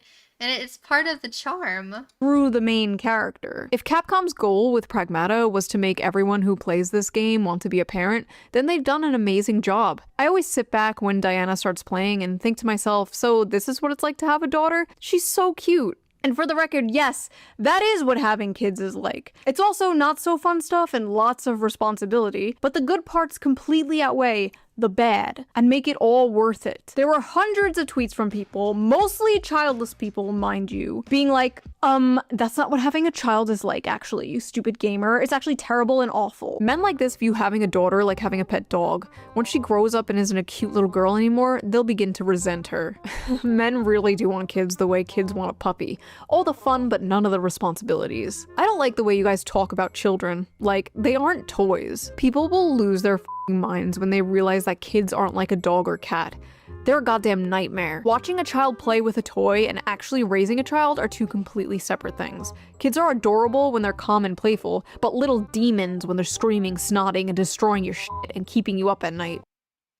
I feel like if this is what you think of children, and again, I'm not going to sit here and say that there aren't hard times during, you know, parenthood, but if this is how you talk about your children, calling them little demons, and talk about all this, like the way that they are describing children, like, you just, like, this is just not a good way to be a parent.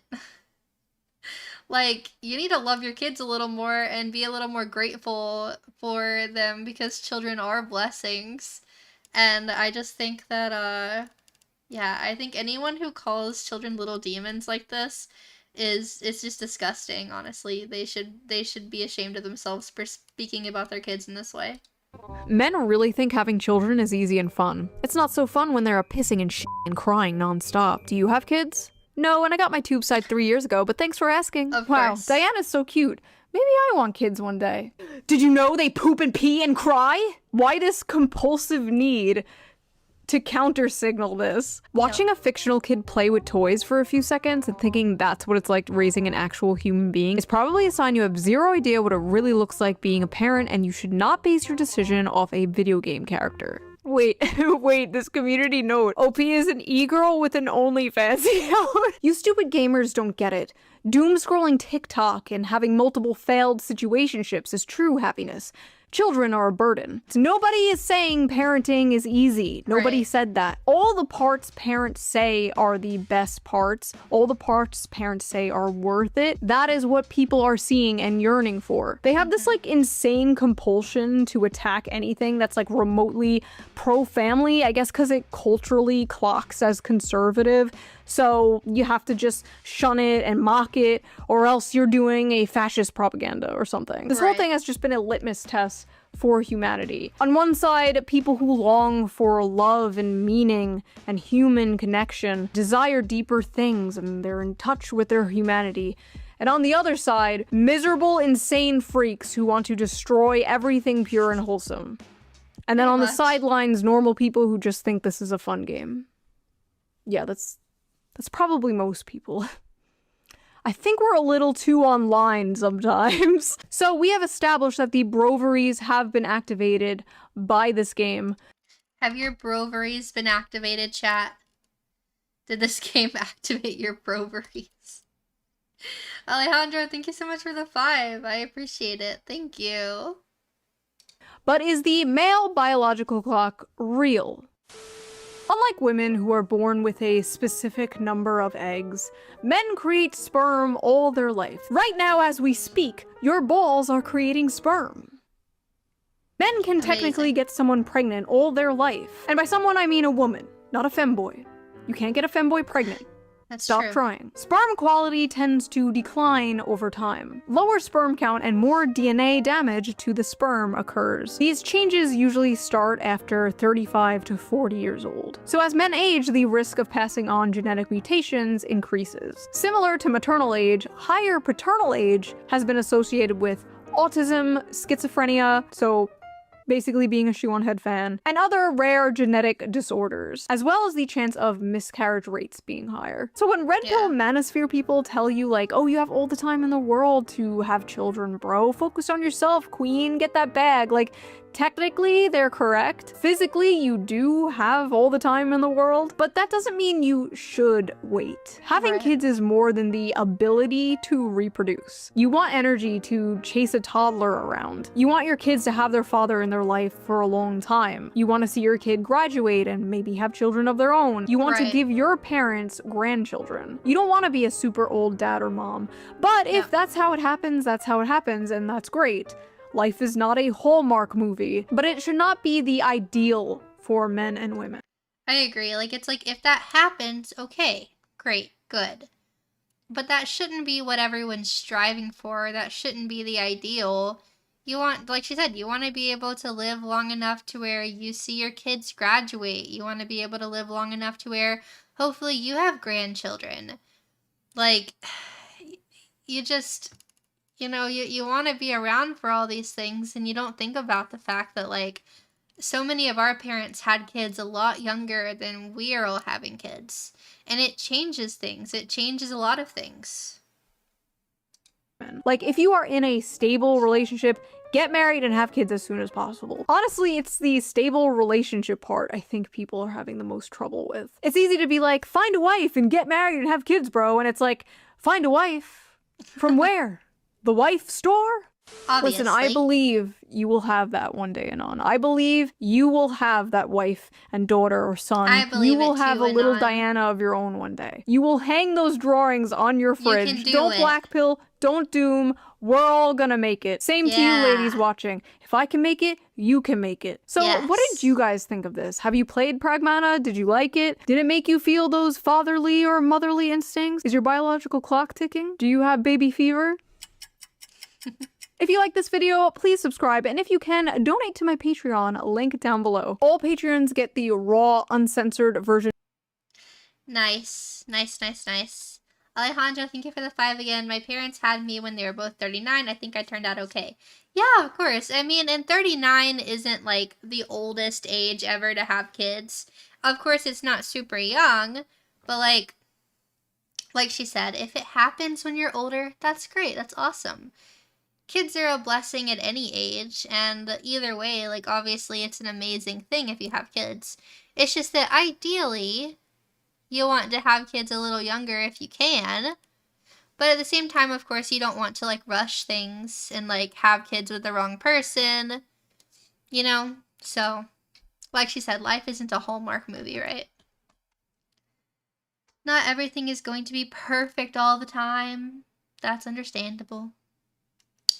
Let's switch gears a little bit. I wanted to react to Leaflet's new video. If you were watching Side Scrollers earlier, they did play it, but I was going to react to it on my stream. It's her new song. The new hit single, University, is a Scam.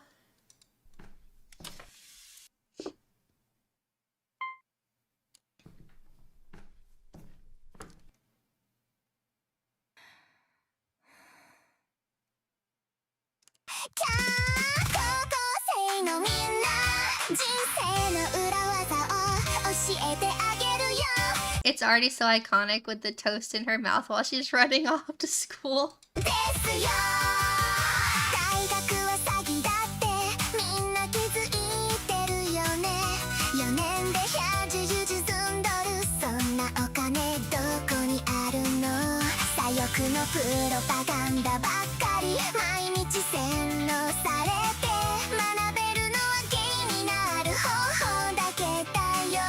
True.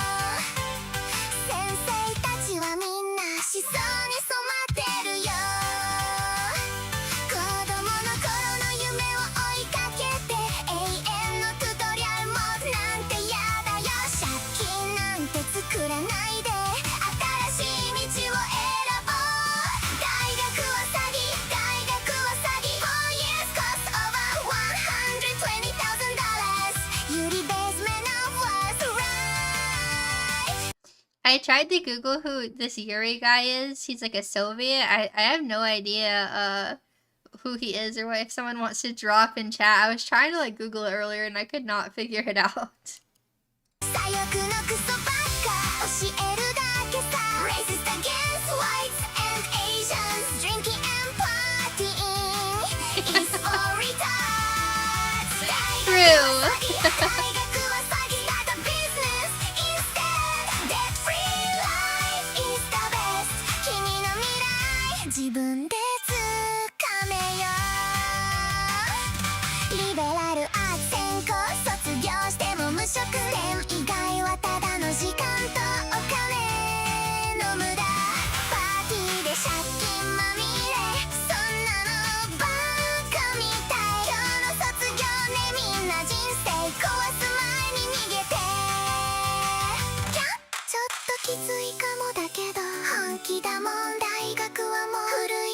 True. Listen to me, all the graduates. University will destroy your life. 大学は詐欺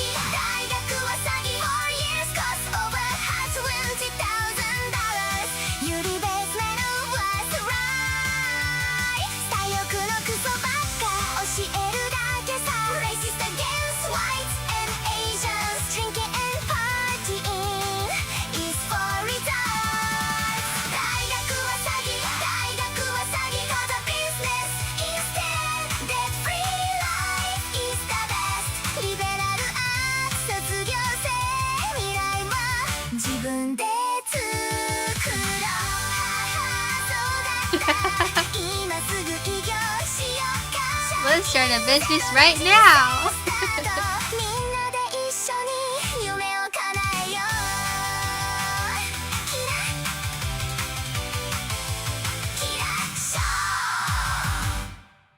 Oh, that was so cute. That was so cute, chat. I will say it was very catchy. Just like visually very appealing. She is very talented with all this AI stuff. Like she's really good at it. Luke, thank you for the 5. Leaflet's AI skills are nuts. Yuri B was a Soviet journal who defected to the West and warned that commie propaganda was coming to infest the West. Okay. Yeah, I mean, I definitely... So as someone who went to college, I can kind of like speak on the brainwashing. I definitely feel like... Okay, so like for me, I can't lie, I really enjoyed a lot of college. Like I had overall like a good experience in college, but I definitely do feel like I was like heavily brainwashed in a lot of my classes. It wasn't until after college, like a couple years later, that I started like, I guess, growing up more, like looking more into things myself, and like a lot of my opinions changed. Because when I was in college, like when I was like entering into college, I was like, I would say I was definitely like left leaning.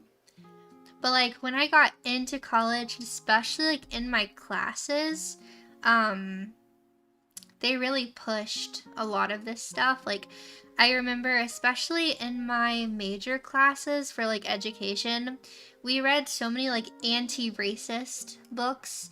I remember like this one book was called like Unpacking the Invisible Knapsack or something. It's all about like white privilege. I remember like hearing about like I think we read a book called White Fragility. We talked about like white tears. We talked about how you can't be, like, reverse racism isn't real. Like, all these things that they taught in my actual classes.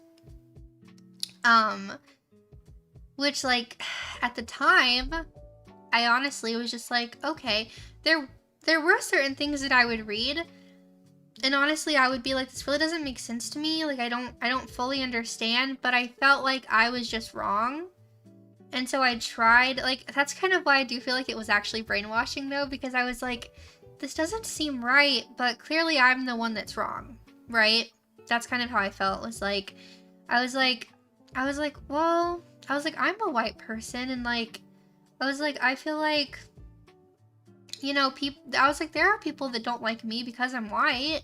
I was like, I've seen people like be racist to white people, but then they would explain, well, that's not racism, because racism is power plus prejudice, and that's just prejudice. And they would like, you know, try to explain these things, and I always talk about this, but like, I always wanted to be a good person. Like, that's like, I really did. I really cared about being a good person. I wanted to do the right thing. And so whenever everyone's telling you, well, this is how you be a good person, this is how you do the right thing, and everyone's doing it, and all these teachers, you know, that you look up to, because I liked a lot of my teachers, like I really did, but at the same time, they would teach us stuff like this, and it's just like, okay, I guess this is what I need to believe, this is the right thing to believe, and so you just, you know, kind of go along with it, and then slowly over time, you find yourself more and more wrapped up in it, and it becomes more and more normalized, and you really don't think much of it. At least that was my experience in it. And I know there were a couple kids in my classes that would kind of push back and like share different opinions than those opinions. And they would always get like smacked down, whether it was by the teacher, whether it was by other students. Like you weren't allowed to, it didn't feel like you were allowed to voice your opinion. They might make it seem like you could, but everyone knew what you were supposed to say. You know? That just sounds like weaponizing empathy. Well, that's how it felt to me.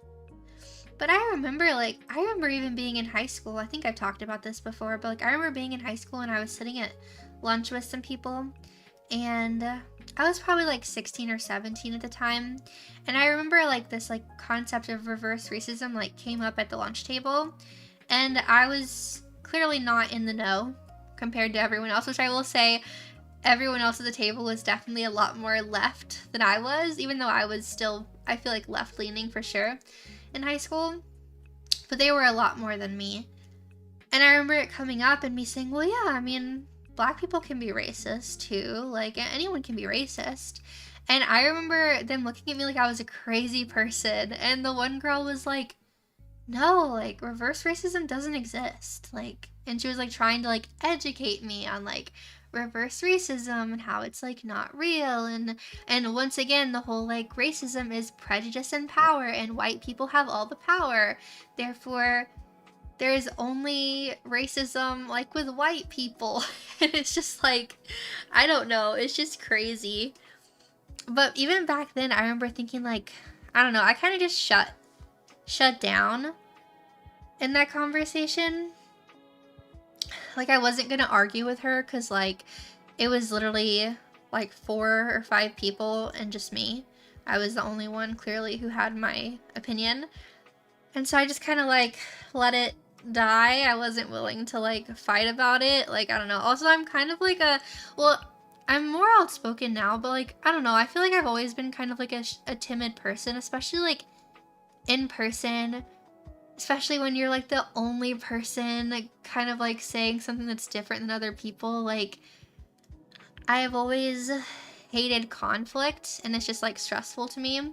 So I definitely was like, and also like, you start saying things like reverse racism is real and they say it's not, and then it's like all of a sudden now you're a bad person and like you're a racist and all these things apparently because you have a different opinion than them. When at the end of the day, I guess it's all somewhat semantics anyways, but then it's like, it's so stupid. It's just so dumb. But yeah, I don't know. But as far as college goes, I definitely think a lot of it is a scam for people. Like, I mean, obviously there are certain jobs where like you quite literally need a college degree, right? And I do think like she's like in the song she mentions like STEM. I think for some people college can be a good idea. Also, keep in mind, like, you don't have to go to a super expensive university and spend lots of money. Like, there are other options. There are, like, community colleges. And you can, like, transfer into bigger colleges if you wanted to. There's trade schools. There's, like, it depends on what you want to do for the rest of your life, right? But, like, I don't know. And then for me, I was very, like, blessed to have scholarships and things. Like my tuition was covered while I was in school. Because I had a scholarship from my grades and stuff in high school, and then it led into college as long as I kept my GPA a certain amount, and I had like so many AP classes in high school. So my SAT score was like a certain, and so I got like a scholarship for that. And then I got like the full amount of Pell because we were just broke. But so like I was very lucky in that regard, but I mean still like it costs money, right? I had friends though in college, like this one girl in particular that I was like really good friends with, and you know, you're young, you're probably not making the most wise decisions when it comes to taking that much money out in loans. I knew a girl, we went to I will say like my university, like it was a really nice university. It was an expensive university. She had a degree in ecology. So the study of like plants. She loved plants. I would ask her sometimes, like, cause we were good friends. And I would ask her sometimes, like, what do you want to do? Like with your, like, what do you even do? Like with ecology, you know? And she was like, oh, like, it was almost like you could tell even she really didn't know exactly what she wanted to do or what she could do. I think at one point she was saying, like, she could get a job at the school, like, in the ecology program. And I was just like, okay, interesting. But, like, she took out private loans because, you know, you think about the traditional, like, loans that are, like, the subsidized and unsubsidized. But for some people, that's not enough. So they have other private loans that you can take out as a kid, or you're not a kid anymore, okay, 18, 19, whatever. You can take out those private loans. My friend was paying her loans with her loans. I think she ended school with over $100,000 in debt for a ecology, a basic 4-year ecology degree. And you want to know what she's doing right now? She's working at a hospital, I believe in like the tech part where her mom works because her mom got her a job there. Has nothing to do with her degree at all. And it's not uncommon. That's not an uncommon thing to, and she had, so I don't speak to her anymore, so like I'm not sure if she's paid off all those loans, but like it's a lot of loans to have. And the private loans, like they will, the interest is crazy. And it's honestly terrifying too, because like you offer an 18-year-old all this money. I know you're an adult, but 18-year-olds are just, most of the time, I don't feel like they're wise enough to take out such huge loans and spend the money responsibly, and also like understand that like this is a loan, you have to pay it back with interest as well.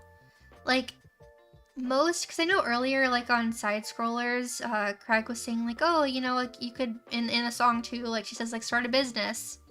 And Craig was like, yeah, if you're gonna get that much money out in loans, like you could start a business. And I understand that perspective a little bit. However, I feel like it very much depends on the person, because I would not encourage just any 18-year-old, 19-year-old, like I wouldn't encourage just anybody to go get a loan out to start a business. I wouldn't encourage just anybody to do that.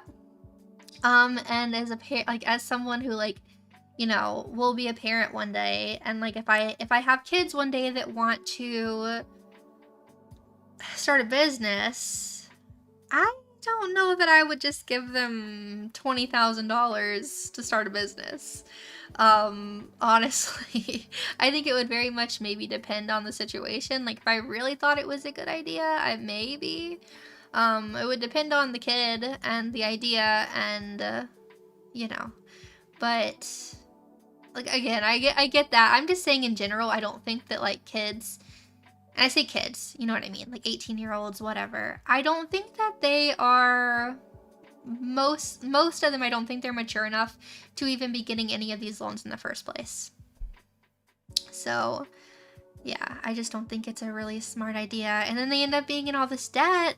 And then by the time their brains are more developed and they get a little older and they realize, oh, I'm in all this debt and now I'm a barista at Starbucks and this is not fun.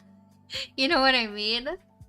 They do go to war, you should give them more credit. I'm not saying that they're like complete idiots or anything, and I'm not saying that like, you know, they don't do anything beneficial for society. I'm just saying that's a lot of money to give someone who's 18. There's a reason why, like, most of the time when people have like, oh, what's it called? When your parents save up money for you, I certainly didn't have this. When your parents with trust funds or whatever, and they don't like, but you don't just get it the day you turn 18, most of the time. A lot of times, like, you can collect a percentage, maybe when you're like 25, 28, 30, and then maybe you collect another percentage when you're like 35, I don't know. Like, it pays out over time a lot of times, because like, you don't just give an 18-year-old lots of money. It's just like pretty common sense that you wouldn't give your 18-year-old all this money because they're just not the most responsible. It's not a knock, it's not trying to be mean, but it's just the truth that most 18-year-olds are not responsible to have tons and tons and tons of money, like access to tons and tons of money. And I would say the same thing goes for having a loan where they don't even see the money, you know, they take the loan out, the money goes directly to the university. And then it makes you wonder, like, why do these universities charge so much for tuition anyways? why is it so expensive to go to a university? Like, I've been in those classes, okay? And I get that I get that, you know, there are costs to running a school. But like, there's just no way. And of course, I'm not like in the know about like how schools run and all those things. Like, I'm sure I know there are costs. But like, for it to literally be like so much money for just like one semester at a lot of these universities is just crazy. And that's just tuition. That's not counting buying your books. That's not counting housing. That's not counting food. Those are all separate things. Like when I went to college, like there was tuition. My tuition was paid for, like I said. But then, okay, I had to buy my books. On top of that, I had to pay for housing. I got a meal plan my freshman year because they had dining halls. So I was on meal plan. I actually got a scholarship for that because I applied for all the scholarships I could apply for because I was broke. Or my family was broke. So I was grateful to get that. And I think the meal plan alone for the whole year was like $2,000 or something. Maybe more than that. Maybe it was like, it was thousands of dollars. Because I remember when I got the scholarship, I was like, yes, like we stay winning. Like I don't know, man, that was crazy. Like I was so blessed in college to get so many scholarships. Like that could have been so much more expensive for me, honestly. It could have been so much more expensive for me. I was very blessed to like apply and get all of those. But yeah, cuz I think I would have probably wanted to go either way. Like, I got into, like, what was my dream school. Like, I wanted to go there.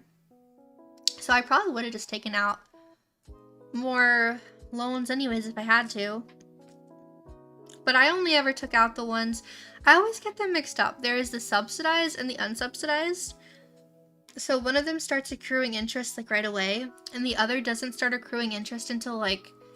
I think it's, like, 6 months after you graduate. Although with me, like, because, like, I graduated kind of around COVID time, so it kind of shifted stuff as well. But, I only got the loans that didn't accrue interest right away.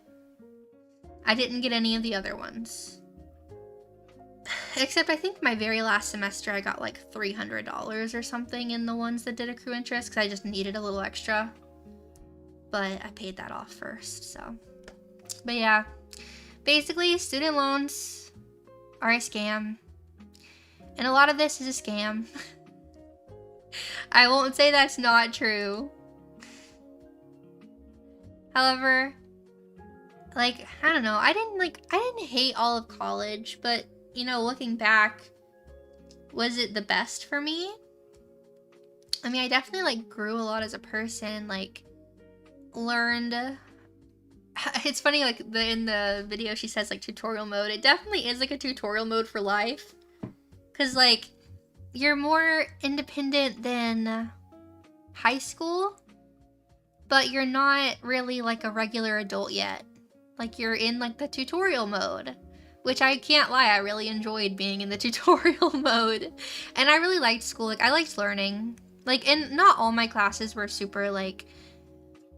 I don't know, a lot of my education classes, like, certain aspects were definitely, like, had a liberal agenda, so to speak, but I had a lot of classes that were just, like, regular, like, I learned about, like, history, learned about, like, math, I don't know, like, just, like, random classes, but, like, I just enjoyed going to class. I enjoyed studying, which you can do that without going to college, but I enjoyed, like, especially, like, the lecture classes, like, I had a few different history classes with, like, some history professors who would just get up there and, like, speak for an hour and just, like, talk about some random thing like that. He would just, like, nerd out for an hour. And, like, that was, like, my favorite kind of class, was just, like, having some nerdy professor just, like, nerd out about something from history for, like, an hour and just, like, listen. That was, like, my favorite. But, I don't know. I don't regret going to college by any means, but at the same time, do I think it's always the best decision? No, I don't. So, yeah. We were going to watch one more video. It's actually Blair White's Gen Alpha Can't Read. Because this is actually concerning. There are a lot of kids, and I can say, like, as someone who did student teach for a while, it is concerning how low the reading comprehension was, and like kids are just not where they're supposed to be. And I think actually they are now I forget the name of like the it's not company, but like the name of the I can't think of it. Like the name of the, I guess, government agency. I don't know if it's a government agency. The agency or whatever that basically comes out with the standards for kids. Like it tells you like, oh, when your kid is 3 years old, they should be at X, Y, and Z. Like the standards, you know what I mean? To know if your kid's ahead or behind. They're actually updating all the standards like quietly. Of like, okay, well, you know, if your kid is 3 years old, maybe before they should have been able to do X, Y, and Z. Now they're saying it's okay if your kid is 5 years old doing X, Y, and Z. So yeah, essentially they're lowering all the standards quietly, like behind the scenes, so that it seems like your kids now are meeting the standards, but they're not. They're changing the standards to be lower than they used to be because a lot of kids are not meeting the standards. So. From Hell Worlds, Gen Alpha cannot read. The kids can't read, write, or remember anything or use their imaginations, and the teachers are wondering why. I have 110-ish students. 2 of them are reading on grade level right now. 18 of them are at a kindergarten level. Less than 1/3 of 4th and 8th graders can read at proficient levels, and it doesn't. And iPad kids, parents not, you know, encouraging reading, parents just handing the kids an iPad, kids being in front of screens all day long, schools not being able to fail students and hold students back because now if you weren't aware of this, you have to pass kids on. Your kid could fail. A kid could fail your class every single assignment all year long. You still have to push them to the next grade. You cannot hold them back unless the parent gives explicit permission. There's a lot of reasons why Gen Alpha can't read. Doesn't get much better for adults. 45 million American adults are functionally illiterate. We're witnessing the collapse of the American education system. New update from Hell Worlds. In case there wasn't enough things to be freaked out about, to be worried about in regards to the future, I have one that really should be a national conversation. And I'm shocked that politicians aren't talking about it. Like no one with any influence is really talking about it. Gen Alpha cannot read. And apparently neither can adults, but we'll get into that. I fell down the most demented TikTok rabbit hole the other day, which sounds unserious, but I promise it really is. I don't know how I even came across this, but I came across all these teachers basically having meltdowns about how none of their young Gen Alpha students can read, use their imaginations, communicate. Some of them don't know their own names. They can't tie their shoes, just like incredibly stunted. The kids can't read, write, or remember anything or use their imaginations, and the teachers are wondering why. We're witnessing the collapse of the American education system. I don't understand why they're not stressing to y'all how bad it is. Like, I'm not even trying to be funny, but these kids are... Even if you don't have kids, I don't have kids, I feel like this is... Someone said if your student fails, it's the teacher's fault. If the people you lead fail, it's the leader's fault. Nobody understands that concept. I think a lot of this has to do with the parents, not as much the teachers. I mean, I'm not saying that all teachers are perfect and that the education system is perfect by any means, because it's not. However, when you're a teacher and you get kids in your class, like I'll use myself as an example because, well, that's the examples that I have. So 7th graders, right? Let's say 7th graders were in my class and they read at a 3rd grade reading level. because there were 7th graders in my class that read at 3rd and 4th grade reading levels. So I'm trying to teach them something.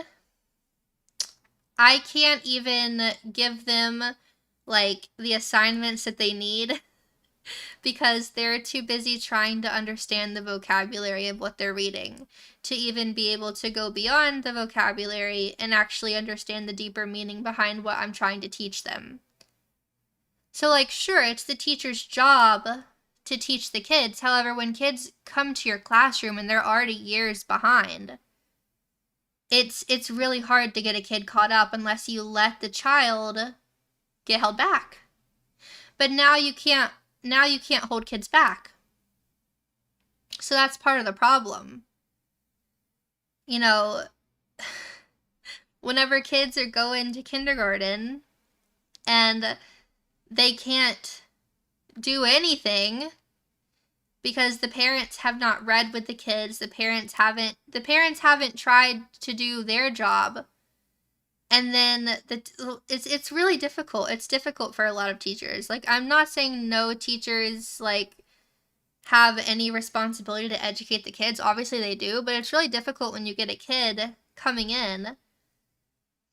And also on top of that, like you give kids their assignments and everything and they just don't do things because they know they don't have to because they're going to get bumped up to the next grade anyways. Like, I had kids that would come to my class, they would specifically not do anything.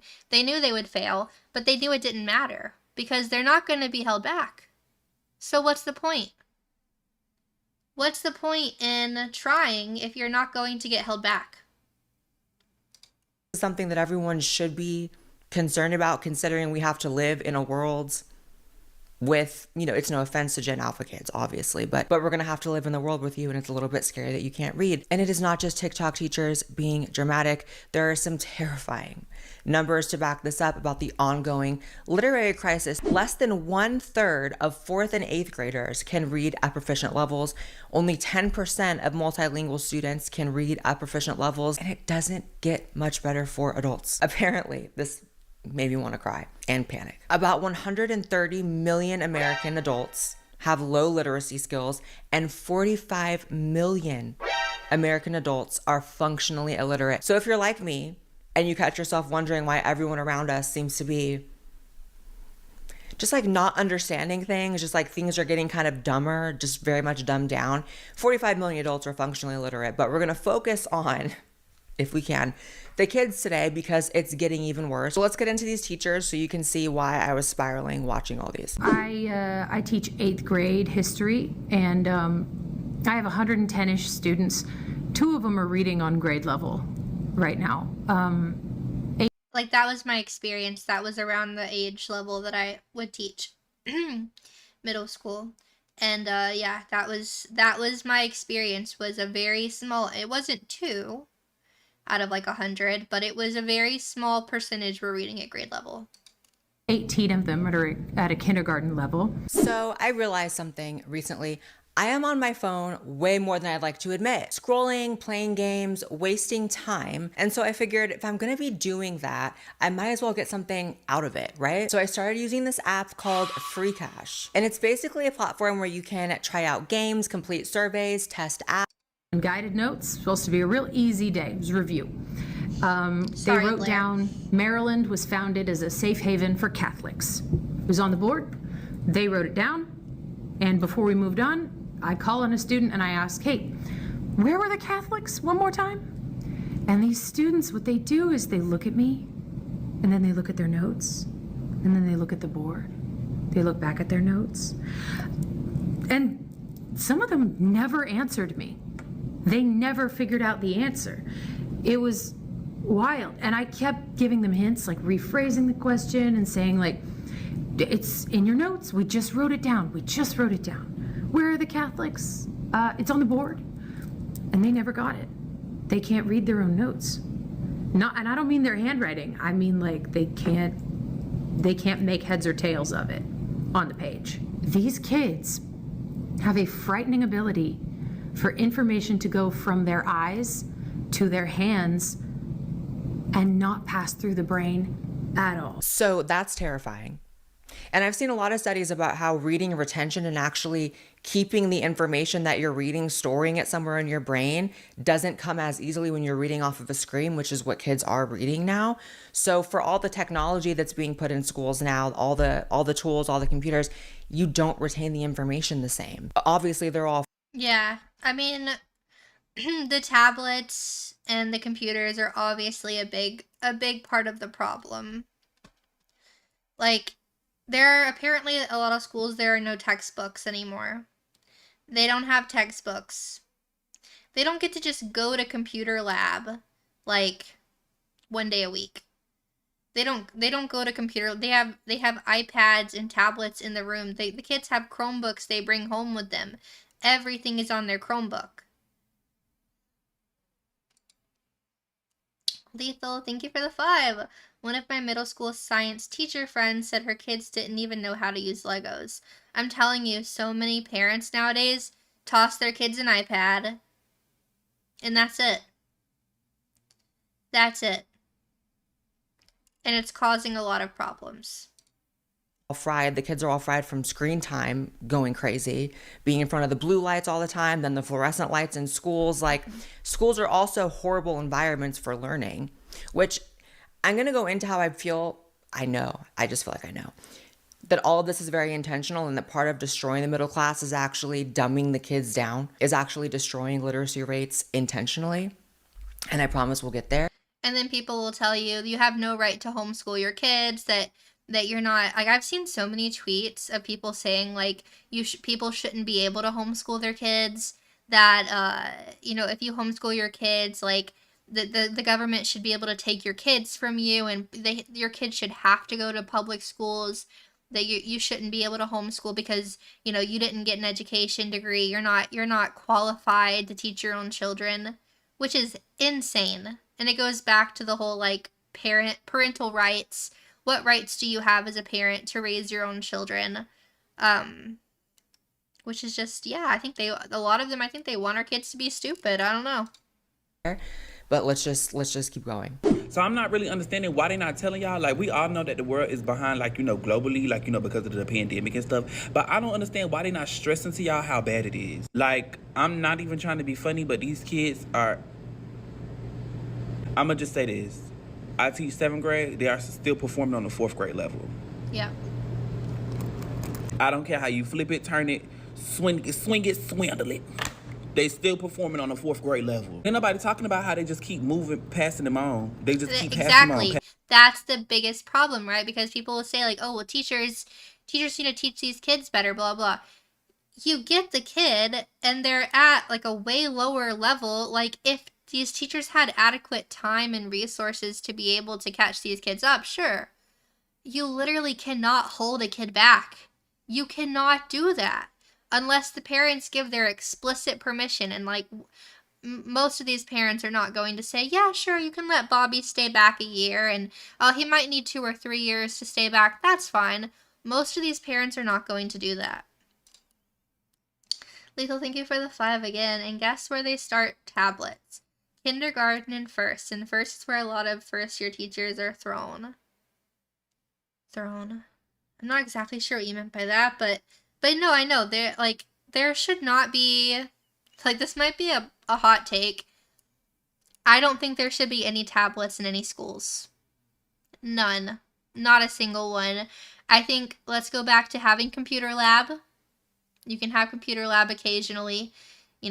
That was fun, right? Like, did you guys had computer lab, right? You guys aren't that young. Like, you'd get to go, like, oh, today's computer lab. You go to computer lab.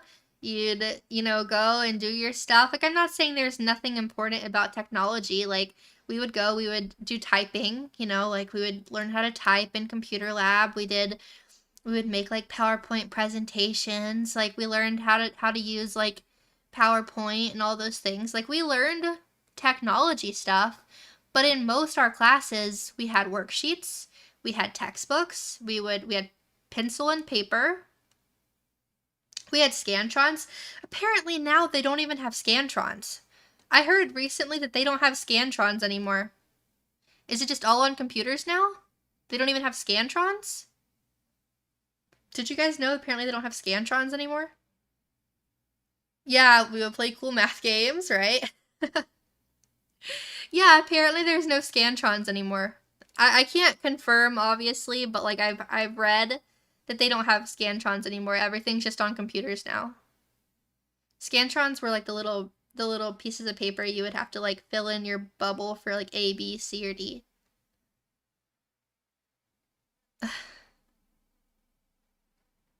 That's crazy. Yeah, it's like, are you allowed to have pencil and paper? Like, we need to be writing things physically. Like, as much as I understand having a laptop, like when I got to college, I loved being able to have my laptop for notes occasionally, but I will say you don't retain the information the same. And for kids, especially in K through 12, they should not be writing notes on their laptops. They shouldn't all be on computers and tablets. They should have pencil and paper, and they should be physically writing things. They should be physically reading things. Reading an article on your computer, your brain does not process it the same way it reads on a piece of paper. It just doesn't. Passing them on, passing them on, passing them on, passing them on, passing them on. I can put as many zeros in this grade book as I want to. They're going to move that child to the 8th grade. Exactly. And I did that. I would put zeros. I would put zeros in the grade book. Like, I remember this, guys. This wasn't that long ago. I was putting zeros in the grade book, and at the bottom, the auto grade would never go below failing. It would never go. I think it was like 70 was the lowest grade it would give. I could have nothing but zeros for every single grade, and it would still say 70 at the bottom. It would never go below that. I try not to be shady. The teachers could potentially also be a problem. I'll just say that. However, he mentioned the pandemic, which is vital to this. So between 2019 and 2022, there was an unprecedented decline in reading scores. Even outlets like PBS that were super pro lockdown, super pro every COVID measure, keeping kids out of school for 2 years, has had to admit recently that lockdowns still have an effect on the development of kids, the intelligence of kids, the IQ of kids. So pandemic babies, which are now the Gen Alpha kids going through middle school, show a higher risk of developmental delays compared with children born before COVID. Over 90% of early childhood professionals in surveys found the pandemic seriously disrupted early screening and identification for developmental delays. They basically stunted an entire generation in so many ways, took kids out of school for 2 years during their prime developmental, years. And now the corporate press is now finally slowly trying to admit that we absolutely stunted the kids. Stunted everybody, in my opinion, right? Like, I just feel like since the pandemic, everybody has gotten dumber. And AI has not helped, by the way. I will say, like, ChatGPT, Grok, whatever, it is not helping whenever these kids are trying to write papers and they just, like, type in, ChatGPT, write a paper for me on, I don't know, deforestation. And then the ChatGPT writes their paper for them. And maybe they don't copy and paste it. Maybe they just, like, reference it. They rewrite some things. Whatever. It's not, what kid is not using AI for their assignments? Like, be honest with yourself. And think about if you were in middle school or in high school right now, and you had access to AI, would you not also at the very least be tempted to use it? I really can't blame kids for wanting it. I remember when I was young, there was this, like, math thing. What was it called? When I was, like, in middle school and, like, early high school, there was this, like, math thing where you could, like, take a photo. It's like photo math, I think. You could take a photo of your, not a calculator. You could take a photo of your math problem. I think it was photo math. And it would basically tell you the answer, and it would help you show your work. And, like, occasionally, I don't think I found out about it until, like, I think I was in high school or something. And I did use it a couple times. I couldn't figure out how to get it to work sometimes. But, like, I don't know. I think if there was AI, I can't say that I wouldn't have ever used it. for like an easy way out. Especially if you're like, oh, I was gonna write this, but you know, this will just be easier and I don't have a lot of time. So, yeah. In so many ways. So the question then becomes, how does this reverberate towards the future? How does the stunting of Gen Alpha during their prime developmental years, how does that affect the rest of their lives and the rest of the world having to cohabitate with them? And it's not that I'm trying to say that obviously there's no, value judgment. It's not their fault. It's not trying to speak badly about an entire generation of kids. But the point is, it's not even just intellect. Obviously, mental health and emotional health is something that's going to be linked to a child's ability to perform well in school. A large US review of 132 studies found that over 90% of mental health outcomes, including anxiety, depression, and even more severe conditions, worsened as a result of lockdowns. Depression among 3 to 17-year-olds had a 44% relative increase. The idea of a 3-year-old's having depression. There still has not been a national discussion about lockdowns and how that comes into play necessarily. And that goes for everyone. There still has not been really a rehashing of lockdowns because it naturally inspires the question of, was it worth it? And the answer is emphatically no, because what exactly is the payoff? Where's the trade-off for damaging and disrupting the development and education of kids, especially kids? For the general public, it was a virus with a 1% mortality rate. And for kids, people under the age of 18, it was 0.01%. So lifelong potential stunting, lifelong ramifications to rescue them from a virus that had a 0.01% chance. I mean, it really is criminal. And they probably don't teach this anymore because, the schools are so trash, but you don't repeat history because you learn it, right? So we're never going to do that again, right? We're never going to lock down over a virus like that. Okay. Because in kindergarten, we'll see. As I sub, here's what I'm seeing. I see kids who cannot use their words. They don't know how to wait their turn. They can't hold scissors. They don't know how to hold a pencil. They don't know how to spell their own name. By the time your child gets to kindergarten, they should know their ABCs and they should know a lot of their numbers. They should know the... Exactly. So it's like people blaming it solely on the teachers. Parents should be teaching their kids things before your kids get to kindergarten. Your kids shouldn't know absolutely nothing and then arrive at kindergarten and expect the teachers to teach your kid every single thing in the whole world. Teach them all their ABCs. Teach them, how to count 1 to 5. Like, your kids should know that already. Like, you should be teaching your kids these things. And I understand, parents are busy. Parents work, blah, blah, blah. That's why, obviously, it's great to have a parent in the house, taking care of the kids. However, even if that's not feasible, you make time. You make time for it because it's important. Like, it's so annoying hearing people say, like, oh, I don't have time to read to my kids. I don't have time. Like, you make time. You make time for it. There's no excuses. Like, you'll make time for scrolling on TikTok. You'll make time for... watching your TV shows. You can make time for your children. If it's a priority to you, you will make time for it. The days of the week, weeks, the months of the year, who the president is. They should know how to sit still, at least for a little while. I'm not telling you everything has to be perfect, but as I sub, I am seeing a lot of children with a lot of those deficits. But there's one thing they do know how to do, and that is how to turn on an iPad and how to use it.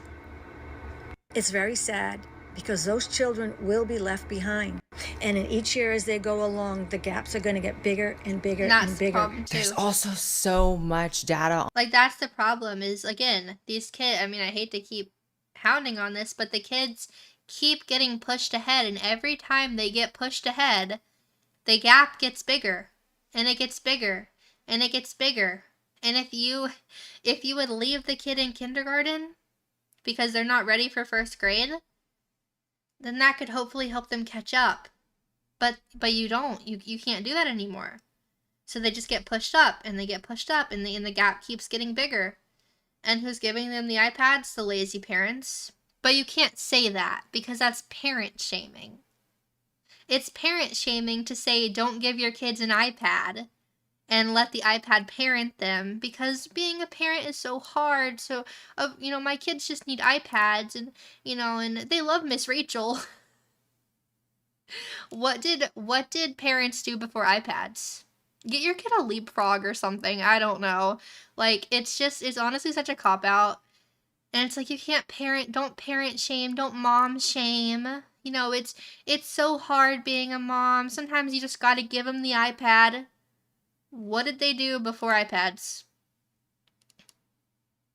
Yeah, maybe some parents need a little shaming. Like, I hate to be the person, like, I get parents do a lot, moms do a lot, but, like, iPad children is one of my biggest gripes. Like, when I go out to eat and I see a whole family and every single person is on their phone and all the kids are on iPads, it drives me crazy. Like, what happened to, like, bringing your kid, like, I don't know, a little coloring book or something to the dinner, you know? Get some crayons and a little printout sheet and let your kid draw while they eat or something, you know? It's like, and kids can't be bored. They don't know how to be bored. They don't know how to process their emotions and process boredom because they always have an iPad. It's constant stimulation, 24/7. On blue light and how that negatively affects kids and their development. How it affects people, right? And that's the crazy thing is, how can we understand how toxic and unhealthy it is for kids to be constantly attached to a screen if we're all victims of it as well? And not for nothing, don't you feel a little dumber when you're on your phone too much? Yes. Yeah, like when I'm sure. scrolling for too long and that blue light is hitting those corneas, I can feel my brain kind of slowing down. I can feel myself kind of dumbing down from doing that. And it's so scary. And there's so many studies now that we can see that are linking screen time and blue light to higher anxiety, sleep problems, which if you're exhausted and anxious, you're not going to perform well in school either. So it seems like they're just set up to fail in every possible way. And again, to be clear, I don't have kids in school. I could not care about this topic, you know what I'm saying? But I have to live in the world with people. Like, by the time I'm old and retired, Gen Alpha is going to be in the White House. So I have, as we all should have, a vested interest in making sure that as a species, we are not stunting ourselves like this. I say this with the utmost, like, love and patience that I can say it with. Y'all, the literacy rates right now are insane. They're crazy. Kids aren't reading. They're not recognizing letters. They're not recognizing letter sounds. This is gonna go much deeper than we think it's going to go. There's teachers in 5th grade saying that their students are reading on a 2nd, 3rd grade level. I have students that can't recognize their letter sounds. I teach 1st grade. We gotta do something. And I love y'all, but it can't only be the teachers doing it. I mean, she's absolutely right about that. Like, offloading the entire responsibility on teachers is not a good thing. And it's so sad because this is not any sort of flex about me being like a super smart kid when I was growing up, but like, I was writing like my own little novels that were like 100 to 200 pages each in like 2nd grade. By like 5th, 6th grade, I was like on message boards writing like fan fiction for Harry Potter and stuff. I had read every Harry Potter book up at that point. Like, reading and writing were extremely important to me. And it's been something that has shaped my entire life. And so the idea that there's kids now not only being, you know, stripped of the opportunity to engage in that and to enjoy that and to be enriched by what that does for your brain, they couldn't try if they wanted to. I mean, not knowing letter sounds is crazy. Not knowing how to spell your name is insane. To take it. Exactly. So it's like, how are these teachers supposed to teach them the things on their grade level when the kids can't even spell out words? Like, how am I supposed to teach you about, I don't know, like trees when you can't even spell the word tree? So how am I supposed to teach you more in depth about trees, give you information? You'll read a sentence, or you're supposed to be able to read a sentence about trees. You can't even read the word tree. It's get back to the conspiracy brain because you have to, because the word conspiracy just means an organized lie. It's not that deep. I believe all of this is engineered. You know, we all acknowledge that there's a systematic destruction of the middle class, right? And if you come from a leftist perspective, you're going to think it's only about money. If you look a little deeper, do you think there's more than one method they're utilizing to destroy the middle class? I would say so, because if you look throughout history, reading up until pretty recently in history was something that only the elites could do. Maybe not the elites, but just richer people, right? Like education was not something that... I'm not a big conspiracy theorist, but I will say if this is true, and maybe I'm just way too naive and think too highly of people to think that they would like try and destroy entire generations of children, but I know that's probably is naive of me, but that is just the most evil thing I've ever heard in my entire life. Like, can we all agree? That is so evil to like intentionally sabotage children to where they cannot read and function well in society. That's so evil. Oh my gosh. It's like you don't even want to, like, I don't even want to pretend that that could be real, because that is just so evil. That is, and again, I'm not saying it's not true. I'm just saying I don't even want to believe it's true, because it's just like the most evil thing I've ever heard. That was for the common person. There's a reason why with slaves, it was illegal to teach a slave how to read. It was of the utmost importance to make sure that slaves could not read. And going even deeper, I think one of the reasons why they talk about slavery in a past tense and they really drill that story into your head more than any other story in history class, and even in the media, we always have to talk about slavery in the context of, can you believe that happened? And, you know, for the reason of obviously not repeating past sins, but also I think that they talk about slavery in a past tense and drill it in your head so much so that you don't understand and realize you're a slave right now. I think they're absolutely engineering a new type of slave class right now, a surveillance state that is beyond anything we can imagine. And part of it is making sure that you don't know how to read. They're not going to teach you cursive anymore because they don't want you reading old documents. That's the other thing. How could you, if you can't read basic stuff, and again, it's not just the kids, it's like adults. If you can't read basic stuff, how could you ever read an old religious text? How could you ever read maybe older history books that don't necessarily conform to the ones we learn now? How could you ever read old documents? How could you know where you're coming from? They don't want you going anywhere productive, and part of that is making sure you don't know where you're coming from. I think one of the reasons why they want you always thinking of it as in the past is that so you don't recognize that they're engineering a new slave class right now. Call me crazy if you want. I don't really care. Crazy does not equal wrong. It's also, I think, an intention to keep you dumb and dumb you down further and further. No matter where you look, it seems to be, okay, so we have fluoride in the water, despite the fact that there's been so many studies showing it's linked to lower IQ in humans and animals. There was a new overall review in 2025 showing over 74 studies linking it with lower IQ. So this is not just fringe stuff either. And it's not just fluoride. You can go even deeper if you don't want to, latch on to fluoride because it has this stigma. If you look at processed foods, studies in toddlers and preschoolers show that high intakes of processed foods ages 2 to 3 predicts a lower IQ even after adjusting for socioeconomic factors. So again, not to pick on leftists right now as I love to do, but like they tend to always see things through, it's just socioeconomic. It's just if you're poor, then that determines your outcome. If you're rich, that determines your outcome. Not really. If you're eating processed foods, which kids all across classes are doing, you're going to have a lower IQ. So why is it that every cafeteria in America is giving kids processed foods that make them dumber?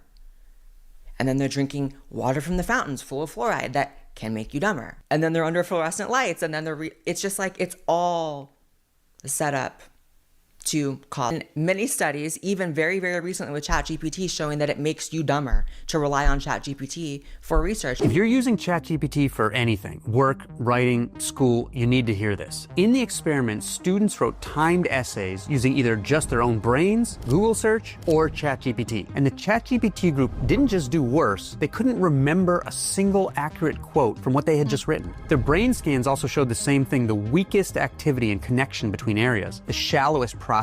The researchers called it cognitive debt. You say, no, it's so true. Like, AI is destroying us. It is making us so stupid. Save effort now, but you pay for it later with worse recall and weak. Coming out and being like, hey, don't worry, we're going to have AI as teachers simultaneously with these studies showing AI makes you dumber and it does not help you learn. Like, It's just really, really bad. We have half of adults right now with low literacy skills. Over 2/3 of kids right now with low literacy skills. We have Gen Alpha. What comes after Gen Alpha? I think it's Gen Beta. That's a unfortunate name for the one. Not Gen Beta. That is unfortunate. After Alpha. What are they going to be? Like, is it going to be like 10% of Gen Beta can read? And then when 10% of society can read, that is a perfect ideal for a slave state. I'm sorry. The kids can't read, write, or remember anything or use their imaginations, and the teachers are wondering why. Parents are confused with why our children are coming home with these crazy grades or not knowing how to do their homework, so then we can't help them because they don't know how to tell us what the hell they're doing in class. All across the country, we got teachers saying the same thing, that these kids are not in the level or on the level of the grade that they're in, that their handwriting is crazy, that they have zero retention and zero access to imagination. They will practice. Do you know how scared, like, even if you can't read, you don't have access to imagination? But I guess that goes hand in hand, right? Because like my access to imagination, the walls of my mind were so much more colorful, infinitely more colorful based on things that I was reading as a kid. So I mean, so much of it just goes back to iPads and tablets and screen use and not reading. Tinley, thank you for the 2. Yo, Strawb, happy birthday. Thank you. I appreciate it. Thank you so much. Yeah, so much of this just goes back to, honestly, just so much of it is tablets and screen time, iPad kids. So that's terrifying. Hope comes from imagination. You know what I mean? Like, to go back to the mental health part, like, if you don't have a strong imagination and you're in a bad situation, you're not going to have hope. You inherently have to imagine, a currently fictitious, better reality for yourself and for the world. So yeah, I don't want to go too doomer about it and be like, the new generation has no hope, but it's like, they need to be able to have that. All that to say, I don't really have a solution. I am so sorry. Not to be the person that's complaining about things but not providing solutions. All I know is this needs to be a national discussion so that people with more influence and power can hopefully try to fix it. I don't understand why Trump is not talking about these things. I don't understand why Congress isn't talking about these things. Like, this seems to me to be one of... Because it's not most important to them. They have other things that are more important to them. That's why these people aren't talking about it. Of the premier problems happening right now. But please tell me if I'm just being too much of a doomer. Tell me if you agree. Are there any teachers in the chat who want to put in the comments their stories or their, firsthand experience with this? Are there parents in the chat who want to, weigh in? Like, I'm going to read all the comments. Let me know. Thanks again to FreeCap. Yeah, I mean...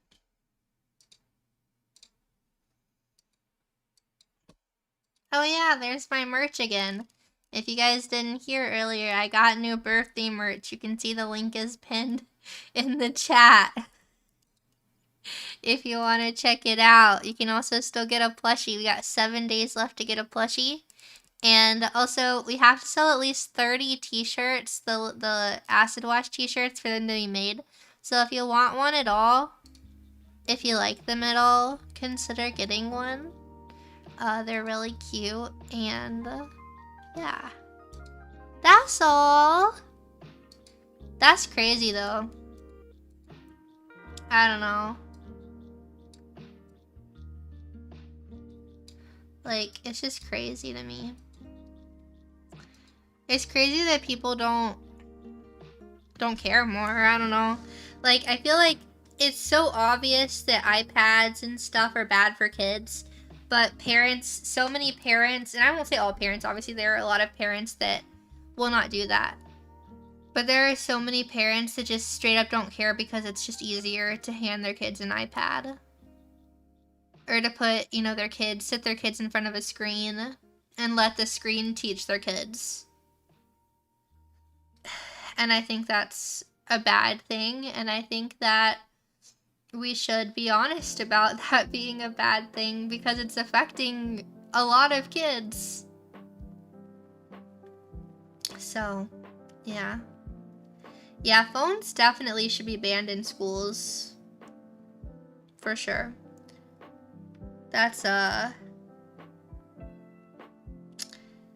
That's definitely, because like a lot of people would be like, oh, you know, like when you're a kid, you know, of course you want your phone in class, but like your phone should not be out in class. You know, there are certain teachers, like different teachers will handle it differently, but like I think if you see a phone out, you should take the phone. I think that should be the punishment, right? Take the phone, and I don't know. They can get it back at the end of class if it becomes like a multiple.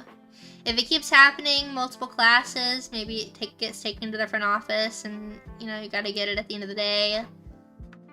But either way, it's like just we don't need to have phones out, but we also don't need to have tablets and Chromebooks in the classroom where the kids are literally not reading things, they're not writing things, everything is on a computer. I think, let me look at this up real quick.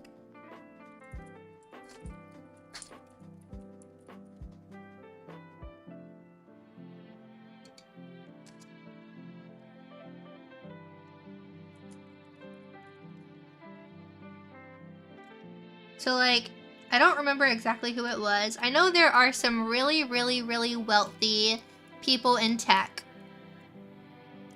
I want to say Elon Musk is one of them. I don't know though, don't quote me on it. I just know there are some very wealthy people in tech that specifically are creating and helping fund schools with zero technology. And these are, you know, especially men in tech. And they are sending their kids to these schools with no technology. Like, let that sink in for a second. These people that literally create the technology so they know this technology better than anyone doesn't even want their kids to go to school and use this technology all the time. They want their kids to go to schools that have no technology. Everything is pencil and paper. Everything is textbooks. Everything is hands-on learning.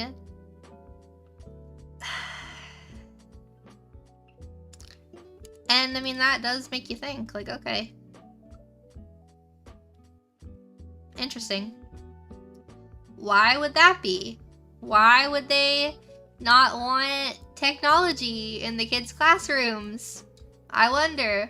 Maybe because it causes problems and it causes, like, you know, the recall, you know, have issues with recall and reading comprehension issues and just delays in general. So, just something to think about for sure.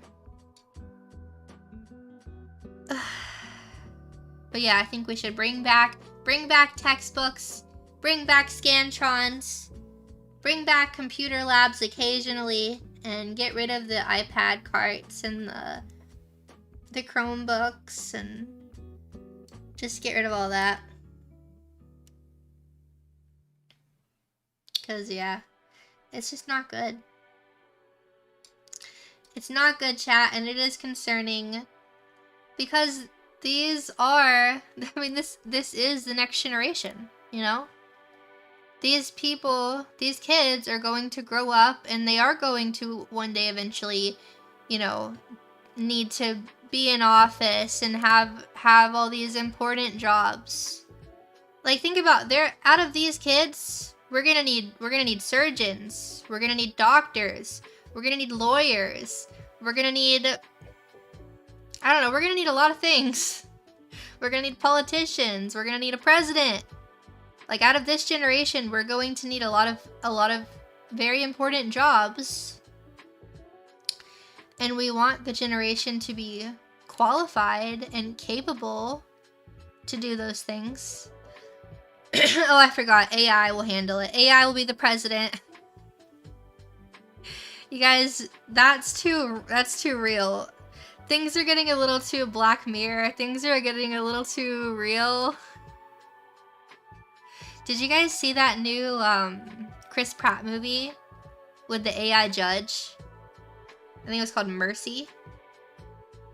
Did you guys see that? It was so real. I was like, this could actually happen. It made it way more terrifying. It's on Amazon Prime. Highly recommend it. It was a good movie, but like freaky, because the whole premise, I won't spoil it, but just like the premise of it is Chris Pratt's the main character. He was in the police force. He was helping them create this AI judge that would basically judge you if the AI, like basically like the people in charge would put all your case information into the AI, right?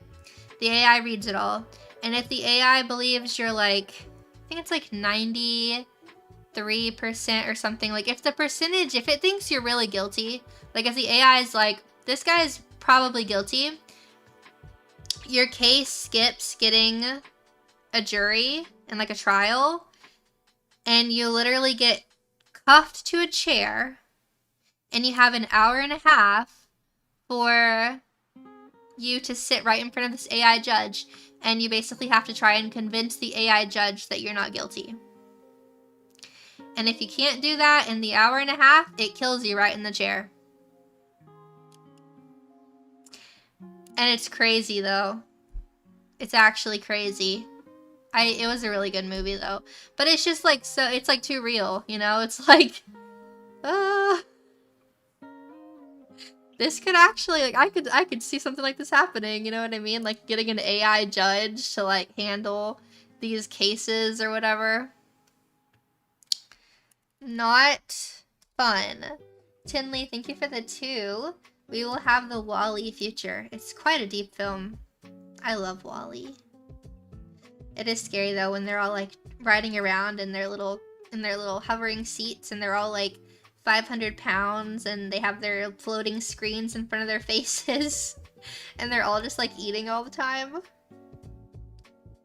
That would add up, unfortunately. There are people today who would be fine with that exact system, and that's the scary part though. That's what makes it feel too real, right? Because there are people that would be okay with this. They're like, AI is the future, man. AI judge, blah blah blah. But no, it was a good movie though.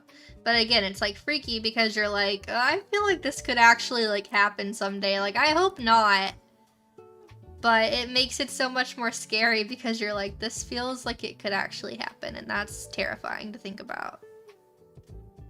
But thank you guys so much for coming to stream today. I had a really nice time. I hope you did too. I have been live since noon. It is 5:30 almost. I am tired because I was on Side Scrollers first, which was nice, and then we've been hanging out over here. But yeah, I hope you guys had a great time. For anyone who is new here, it was nice to meet you. Again, make sure if you want anything from my new merch drop, feel free to grab something. The acid wash t-shirts that you see on the right, we do have to sell at least 30 of those for those to be made. So again, if you are at all interested in grabbing one, that would be awesome. And also keep in mind, there are 7 days left to get a strawb plushie. You got 7 days left. She is a cutie, and once she does sell out, by the way, she's not coming back ever again. So if you do want one, grab her while you still can. And same thing with these acid wash t-shirts as well. Once they're gone, they're not coming back. They will not be able to be purchased again. So it is a limited run for that. So thank you guys for all the support. I really appreciate it, and I will see you guys possibly tomorrow, if not then Thursday. Okay? Okay. Bye!